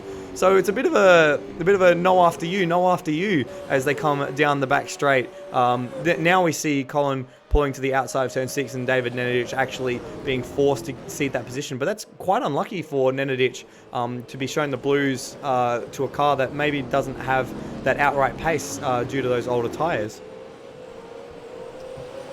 So really, it's the freedom to pit whenever you want to now. We probably would see the last of the pit stops happening towards the back end of the 60s, 67, 68, 69, that sort of thing. As Michael says, nice in my right ear. So I think if you're Colin Warwick, you might you'll have a shorter fill because you've got better fuel economy. So that's a good thing for him. He probably will want to protect against the undercut that was very nearly his undoing at the beginning of this stint. He's got a little bit of room behind him, which is nice as well, and we're expecting Brody Steen to come in earlier. So the cars are stacked in Colin Warwick's favour for this battle for third. Remember, we've got Job Stewart to contend with as well. He's already made that pit stop, so he's currently, let's do a little bit of maths here. Actually, the computer does it for us, which is nice. He's 38 seconds behind Colin Warwick. So we'll see how that pit stop shakes out for the Colin Warwick versus Job Stewart. There's also, did we see a car off there? Oh, that was Stephen Virtual at the exit of turn 1, who's just had another moment. I think he was coming out of the pits and almost collected RSM Latino as he reversed back onto the track. So lucky that he didn't get involved with anyone else there. And it looks like Thomas McMillan is just about to make a lap on Zach Baker as we find Thomas McMillan on track going through turns 11 and 12. So it is Zach Baker just ahead of him. The two ZB racing cars now both about to go a lap down, and there it is. There's the blue flags for Zach Baker, and he pulls off to the inside of the circuit. And is that Sean Allen just behind him? No, that must be a different car then. Who would that be? 15-second gap. As we just try and scroll through and find, we've got Will Devonish in the pits. So that's his pit stop from what was 5th position after he got involved with Job Stewart at turn 9. So there he comes through, and he's actually out behind Job Stewart again. So you can just see Job's just gone through turn 1. You just can't see him on that shot there because he's just around the corner. There is Job Stewart, so you can see Will in the background there. And then it's David Nenadic actually got caught between the battle of Brody Steen and Kurt Stenberg both coming in lap 64. So they're all right next to each other as well. So this will be interesting to see where they file out compared to Devonish and Watson. I've done it again. Joe Stewart. So we'll see where they pop out. This will be very telling for the last part of the race. It would be fantastic to see them resume their battle once again with that group. And then Colin Warwick is still the only one from that group not to make that pit stop yet. Steen's on the move. I thought he might have had a longer stop rather than Kurt Stenberg, because Kurt Stenberg has been doing longer stints than Brody Steen. And they're going to come out just... Oh, whoa! Kurt Stenberg, sorry to cut across you, has a monster moment on the pit exit. Nearly hit the wall. I think he did hit the wall. And they are, you're right, coming into that little battle. Termo's involved as a lap runner, but we've got Job Stewart ahead of the pair of them. And that puts Brody Steen in 6th and Kurt Stenberg in 7th place. And that is the undercut at work right there, right in front of your eyes. It was a few seconds the other way before they came to the pits, and Job Stewart has done the work on the fresh tyres, and now the question is, can he make them last until the end of the race before the likes of Brody Steen and Kurt Stenberg get back on track? Will Devonish isn't too far behind. He's about 4 seconds behind Kurt Stenberg. So if we just see in that shot, you'll see Kurt Stenberg there, there's Termo, the lap runner, and then just over the crest there is Will Devonish. So if Will has anything left to give, he might just get onto the tail before the end of the race. We've got only 16 laps left for this 250k race. Now, McMillan hasn't pitted yet. He was one of the earlier. Colin Warwick also coming out of the pit, so he is coming out ahead of this battle with Job Stewart. But it's going to be very, very close, though, because remember, though Job Stewart and the like are at full pace. He's going to enjoy maybe a 1 or 2 second gap once the tyres come back up to temperature, but it's not going to be nearly as comfortable as it looks at the moment. Yeah, so just to finish that point, McMillan has the luxury of not needing to cover the undercut because he has a 15-second lead, although he was one of the earlier pit callers in the first and second round of pit stops. For the third round of pit stops, he can go as long as he wants and then just have the benefit of fresh tyres to protect against a late safety car if that were to occur. So it looks like for this last part of the race, and here Thomas McMillan is into the pits. We'll see if Sean Allen follows him in, if he's going to be mirroring strategy for that car. Although it might be nice for him to just have a lap or two in the lead. No, he does come into the pits. So both are 2 leaders in the pits. That leaves Zach Baker as the last car to pit. But Zach is still in third and still going to remain in third due to the fact that the 2 cars ahead of him were that far ahead. He was actually a lap down on the 2 drivers ahead of him before the pit sequence. So McMillan has returned to the circuit just next to, I think that is Steve Birchall. So he's ahead of that traffic and he's got a nice clear track ahead of him. And then Sean Allen is just coming out of the pits now. And that battle for what is now 4th place with Zach Baker yet to take his pit stop is only just coming into turn 6 now. So that gives you a bit of an idea on the gaps around the track as Job Stewart and Colin Warwick bounce over that turn 6-7 curb. So just in that shot, you can see 4th, 5th, 6th just coming into shot now, and then 7th is Kurt Stenberg in the back there. And then if that shot was at turn 1, you'd see Will Devonish as well, and you can just see him going through turn 11 there. So that is your battle for 4th place currently until Zach Baker comes through the pits.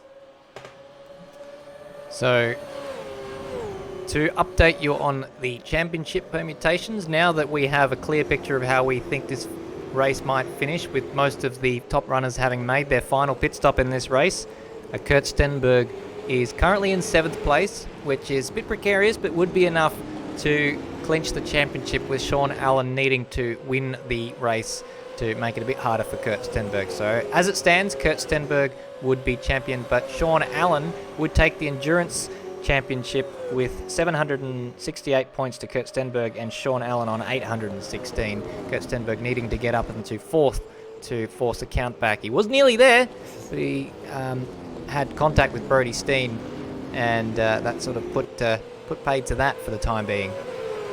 And don't forget as well that Zach Baker still needs to pit from that group. So Kurt Stenberg is effectively in 6th. As I'm just we're watching this battle for 4th between Job Stewart and Colin Warwick, and Job's got a great run down the main straight, and Colin has to come across the cover, and he's just going to have to force Job around the outside. In fact, Colin, he outbrakes himself, and Job does the over-under. Now he's got the outside line for turns 2 and 3. Colin's got the inside and defends again, and can Job Stewart effectively ever? And he takes him. He's in the wall. He's in the wall at turn 4 on the entry to turn 4, and he's taking out Brody Steen as well. They've both made contact there at turn 4, and Will Devenish gets caught up into it as well and just makes contact with a recovering Colin Warwick, and that was all over the place. And that was ridiculous. That was messy. Let's have a look at a replay. So what happened there was Colin Warwick got a little bit of a swapper on and came across a little bit on Job Stewart, and it was... Nothing Brody Steen could do. Yeah. Nothing Colin Warwick could do there. Unfortunately, it looked like a case of like, I'll just put you in the wall, pit maneuver you. But on watching the replay, it looks like just unfortunate circumstance. I'd like if we could go back and have a look on board with Job Stewart through that instance, because I don't think really Job Stewart had much that he could do, because that all started on the entry to turn 1.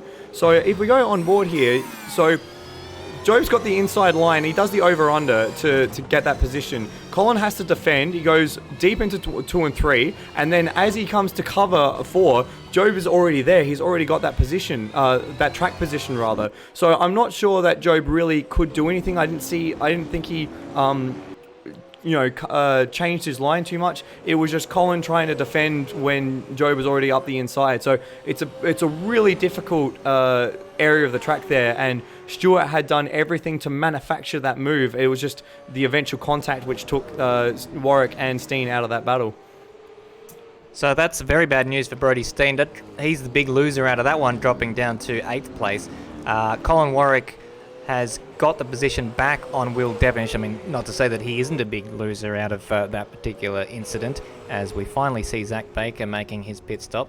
So that will sort out cleanse the field. That's the term that we're looking for. So Job Stewart goes into 3rd place now, but he's been involved in a couple of incidents today, so a little bit of a cloud hanging over him for that. But his pace has been very, very good today. There's no doubting that.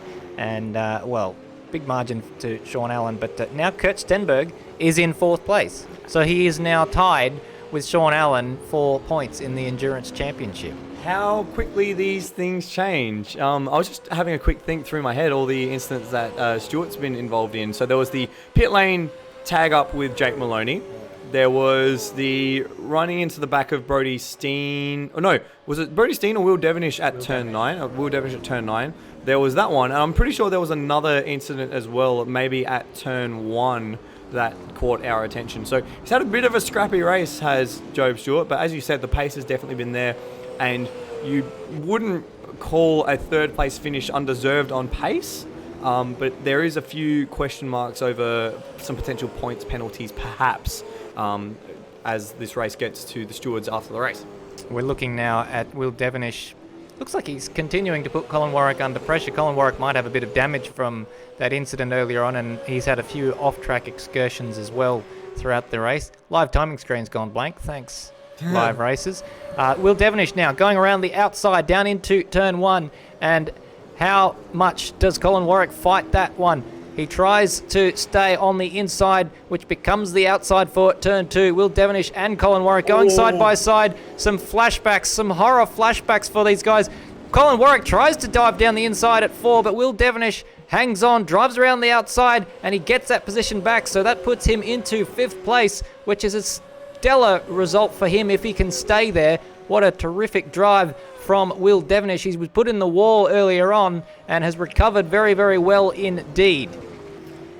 That had the writings of an accident written all over it for a little while there. I think Will probably thought he had the move done at 1, but he went a little too deep, which invited Colin to go around the outside at 2. But it was very lucky that Warwick actually ended up pulling the nose out of it at 3, because that could have seen Devenish completely around it. Now Warwick's actually going to come under pressure from Brody Steen as well, and it looks like Warwick is suffering some sort of extended issue, because he hasn't managed to get the pace going again since that incident. Last lap around, even with the pass, it was a 109 rather, but he was passed in that sequence as well. But still, it's not looking nearly as easy for Warwick as it was looking earlier, and you can visually see Steen making ground hand over fist as he just gets a little bit of a moment out of turn 4 as well. Yeah, so that is now... sorry, lost my train of thought there. Will Devonish, 4th place is his best result, which he got earlier in the year at Barbagallo Raceway, race 1. But apart from that, a handful of top 10s, 7th and 9th mostly. So 5th would be his second best result, and a huge haul of points for War Race Engineering, which would be very, very good. Unfortunately, his teammate Ozrob not here today, so just Will flying the flag for them today. Yeah, and Will's one of the drivers I'm actually very familiar with from races over on AMS Oz. I commentate 1 or 2 series over there, including the TCAC Championship, where Will is one of the championship contenders. So it's good to see his skill in those cars translating to a decent result here at Sandown. And I got to say that the War Racing livery is one of my favourite standard liveries of AMS and the ASC Championship and his other races around on other series. So it's good to see Will doing a good job. So Colin Warwick, as we mentioned, struggling a little bit in the back end of this race, and it appears as though he's coming under pressure from Brody Steen, but that's not really an issue anymore, because Brody Steen has completely bowled a wide down there at turn 6, and Colin Warwick goes wide at turn 9, so that brings all that pressure that was released when Brody Steen went wide at 6 was then put back on Colin Warwick when he went wide at turn 9. What that has done is let Will Devonish scamper away, and Brody Steen is going to try and get into the slipstream down the pit straight. And I think why they've done that is, if you notice that car that's just ahead of them now, that's the race leader, that's Thomas McMillan. So maybe they were afflicted by blue flags and just brought their concentration. They tried to jump out of the way a bit too hard. But that's actually, allowed Will Devonish completely off the hook there, as we see Thomas McMillan just ahead of this pair, lapping everyone up to 6th place at the moment, 5th place even at the moment. So that's a very impressive run from Thomas McMillan, and he's controlled this race so far from start to finish. We're only 5 laps left in this Sandown 250. It's gone quick. Up ahead, we've got Kurt Stenberg and Job Stewart trading lap times within 1/10 of a second of each other. So looking like Job Stewart up to the task of holding Kurt Stenberg at bay. But as I say that, he's visually got closer in the last few moments. I've been sort of watching them for the last few laps, and the gap has been roughly the same, but this is the smallest the gap has been in the last 10 minutes. Yeah, so if Kurt Stenberg gets this position, then that secures him the Enduro Cup as well as the championship, of course. So that means that we don't have to worry at all what happens to Sean Allen. It is just cut and dry. Kurt Stenberg takes home both. So this is a very important position for Kurt. Remember when he had that accident off at turn 6, when we were saying, it's going to be a long day and he might have to contend with a lot of trouble throughout the race? No, he's managed to... What's happened there? Sorry, on the other screen we've had someone spinning. That is Thomas the race McMillan. Leader has spun. He's lost 3 seconds of his gap. And now we've got Kurt Stenberg and Job Stewart going side by side. Bit of contact there, and they both go deep at 9. Job Stewart tries to switch back, gets the position back. I think a little bit of Kurt Stenberg rolling out of the throttle as well. We'll try and catch a replay of what happened to the leader. It's all kicking off. Yeah, so Kurt Stenberg, he cut through 8 there. He was no way was he going to make the apex at 9. So goes in too deep through the grass there, and Job Stewart just gets that position back. We are scrolling back. Have a look at what happened to McMillan, just coming through turns 2 and 3 on the replay here. Drives the curves nicely through there, and then he just rolled off the curb a bit too much. So he was on the curb while braking, and then as he rolled off it, that's what sent the rear around. So lucky that he didn't get any further cleaned up or involved in any further accident. But an innocuous mistake, which is after 1.5 hours of running, that's his first mistake of the evening. So not a bad return so far, and lucky that it wasn't more. But we're again back on this battle between Job Stewart and Kurt Stenberg. Stewart taking the inside line to 6, forcing Stenberg around the outside. In fact, taking a lot of the grass there. And Stenberg rides over the curb at 6, and he's going to try and go around the outside at 9. Not quite. Stewart still has the inside line there, but it's going to be another drag race down into turn 10 and 11. And Stenberg's got the inside line this time around. Can Stewart stay around the outside? They make a little bit of contact on entry, and Stenberg has the position. Now, can he get the drive out of the corner? It looks like he has, and that looks like the position. No, he hasn't. Big wiggle. Stenberg's back on the defensive again. Stewart on the inside this time. They drag down towards turn 1 down the main straight. Stenberg has to concede, I think, at this position. Stewart has the inside line and gets the move back. Now does that? Oh, he gets a swapper on, and now Stenberg's got the inside for 2 and 3, and they make more contact and a bit more contact, and this time Stewart prevails. Oh, wow, what a sequence of corners from those two. Yeah, a couple of times there I thought Kurt Stenberg maybe was deserving of a little bit more room than Job Stewart gave him there, eager to turn in, but nonetheless it's hard racing, and this is Kurt Stenberg with a huge toe down the back straight on this occasion, a little bit closer, but Job Stewart takes the inside line, which is well within his rights to do so. Kurt Stenberg gets a huge swapper on and somehow hangs on to that one. That would have been a clenching moment in the cockpit of that ZB Commodore. It's a big, big battle. There are 3 laps to go. Now, a few times on the back part of the previous lap, there was a lot of side-by-side. This time Kurt Stenberg is a few car lengths back. He's going to try and regroup and have another go at Job Stewart. And while that's happening, I'm just going to drive you back to the battle between 5th and 6th, between Colin Warwick and Bodie Steen here. That's actually 6th and 7th, sorry. They're right ahead of the leader once again, because McMillan lost those positions after his mistake. And now they're engaged in a deep battle there, and McMillan has broken them up a little bit because he's gone past Bodie Steen, which has given Colin Warwick a little bit of a free kick. But Colin almost runs wide through turn 2. And he's got to be smart about where he lets McMillan pass here, because if he jumps out of the throttle entirely, it means that Steen's just going to follow McMillan through. So he's got to be smart. He's getting blue flagged all the way down this straight here, and it's not going to be as easy as just letting him go through at 9. So McMillan, he's shaping to get through at 6, but it's not quite there. And we'll just jump back to the battle for 3rd. Yeah, we've got overlap now with Job Stewart going a little bit deep at turn 9, and he's got the inside for turn 10. Kurt Stenberg is going to try and drive around the outside of him, and he gets to the last corner first. It's an absolute drag race now through the final corner towards the pit straight. Imagine if this was the last lap. It's not.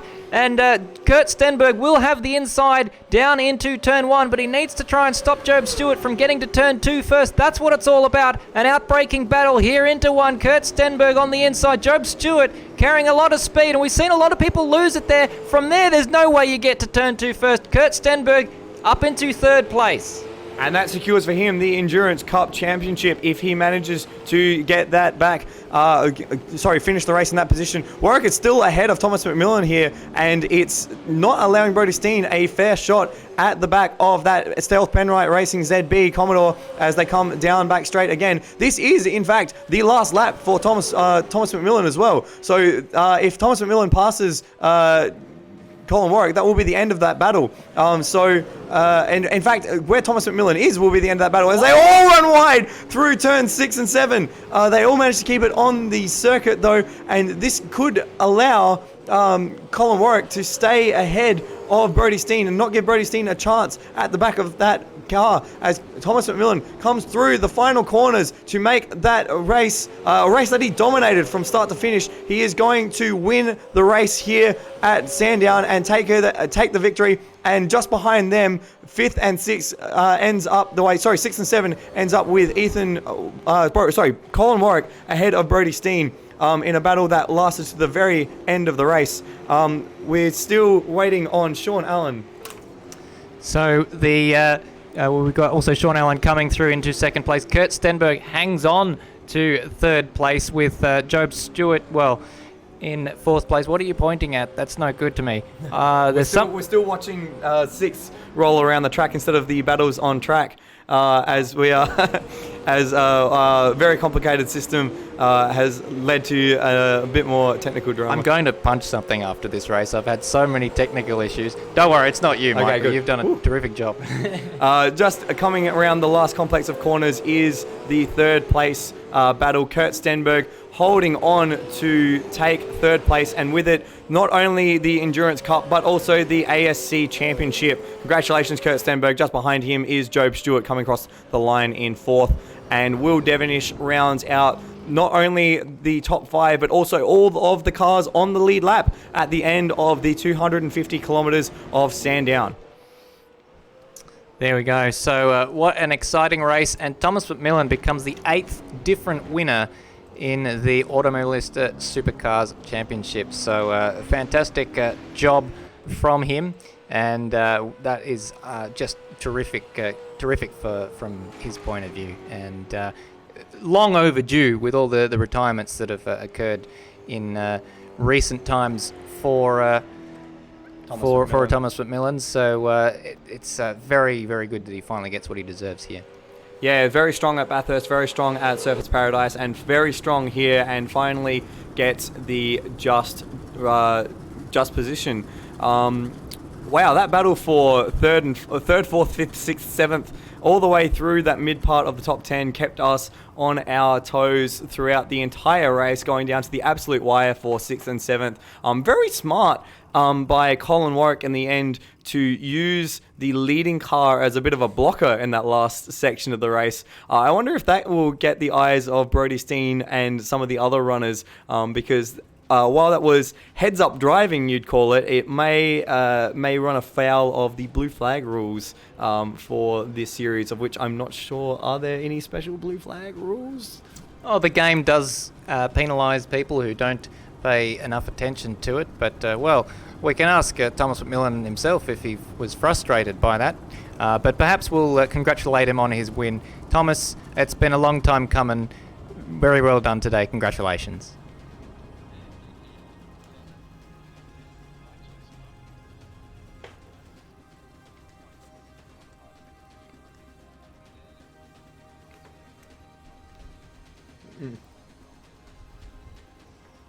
Yeah.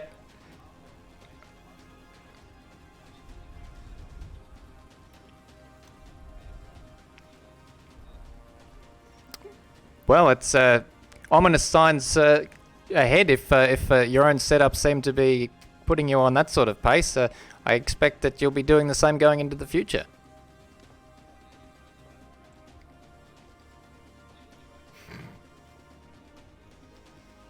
Well, fantastic job, and I believe that's been, from what we saw, the only mistake of the night from your point of view.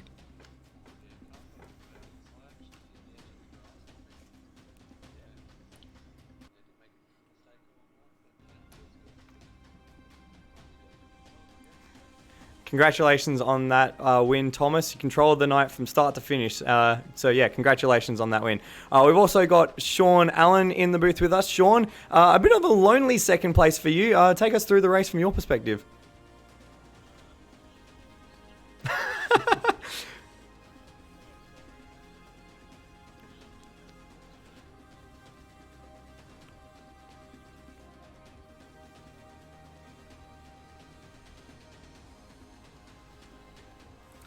Well, second place in the race for you. You must feel happy taking home another podium after that.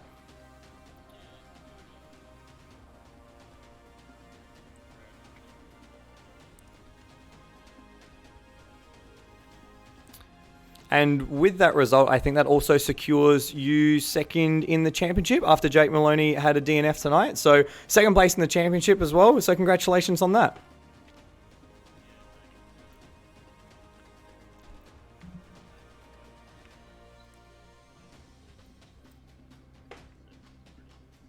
It's been a very, very strong season, especially in the endurance portion of the championship. So well done, Sean Allen. Turning our attention now to Kurt Stenberg. Third place, a fighting third place. Quite an action-packed night for you, but clinching the Endurance Cup points and the championship tonight. What an up and down night for you. Well done.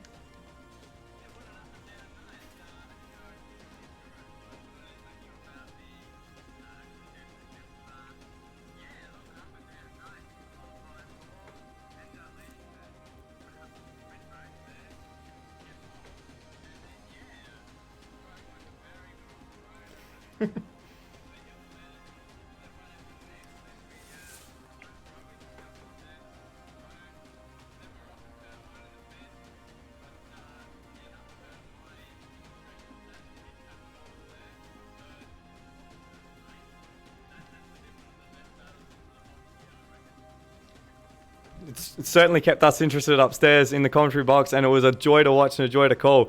Yeah, a lot going on in that race, but at the end you popped out third. Was that a surprise after your earlier incidents?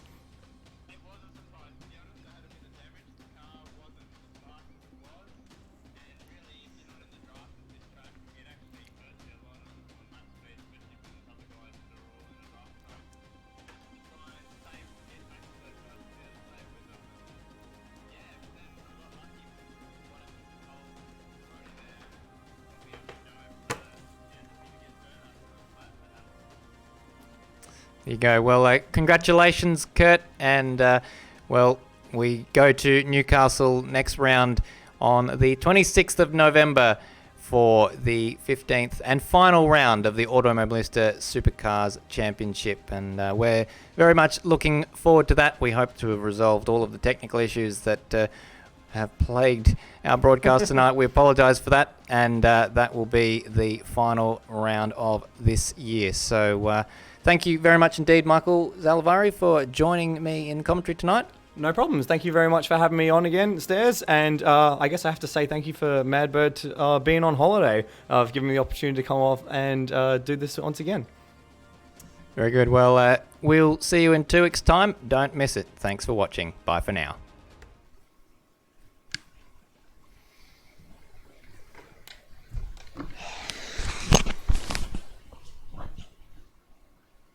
So I wasn't getting Discord either.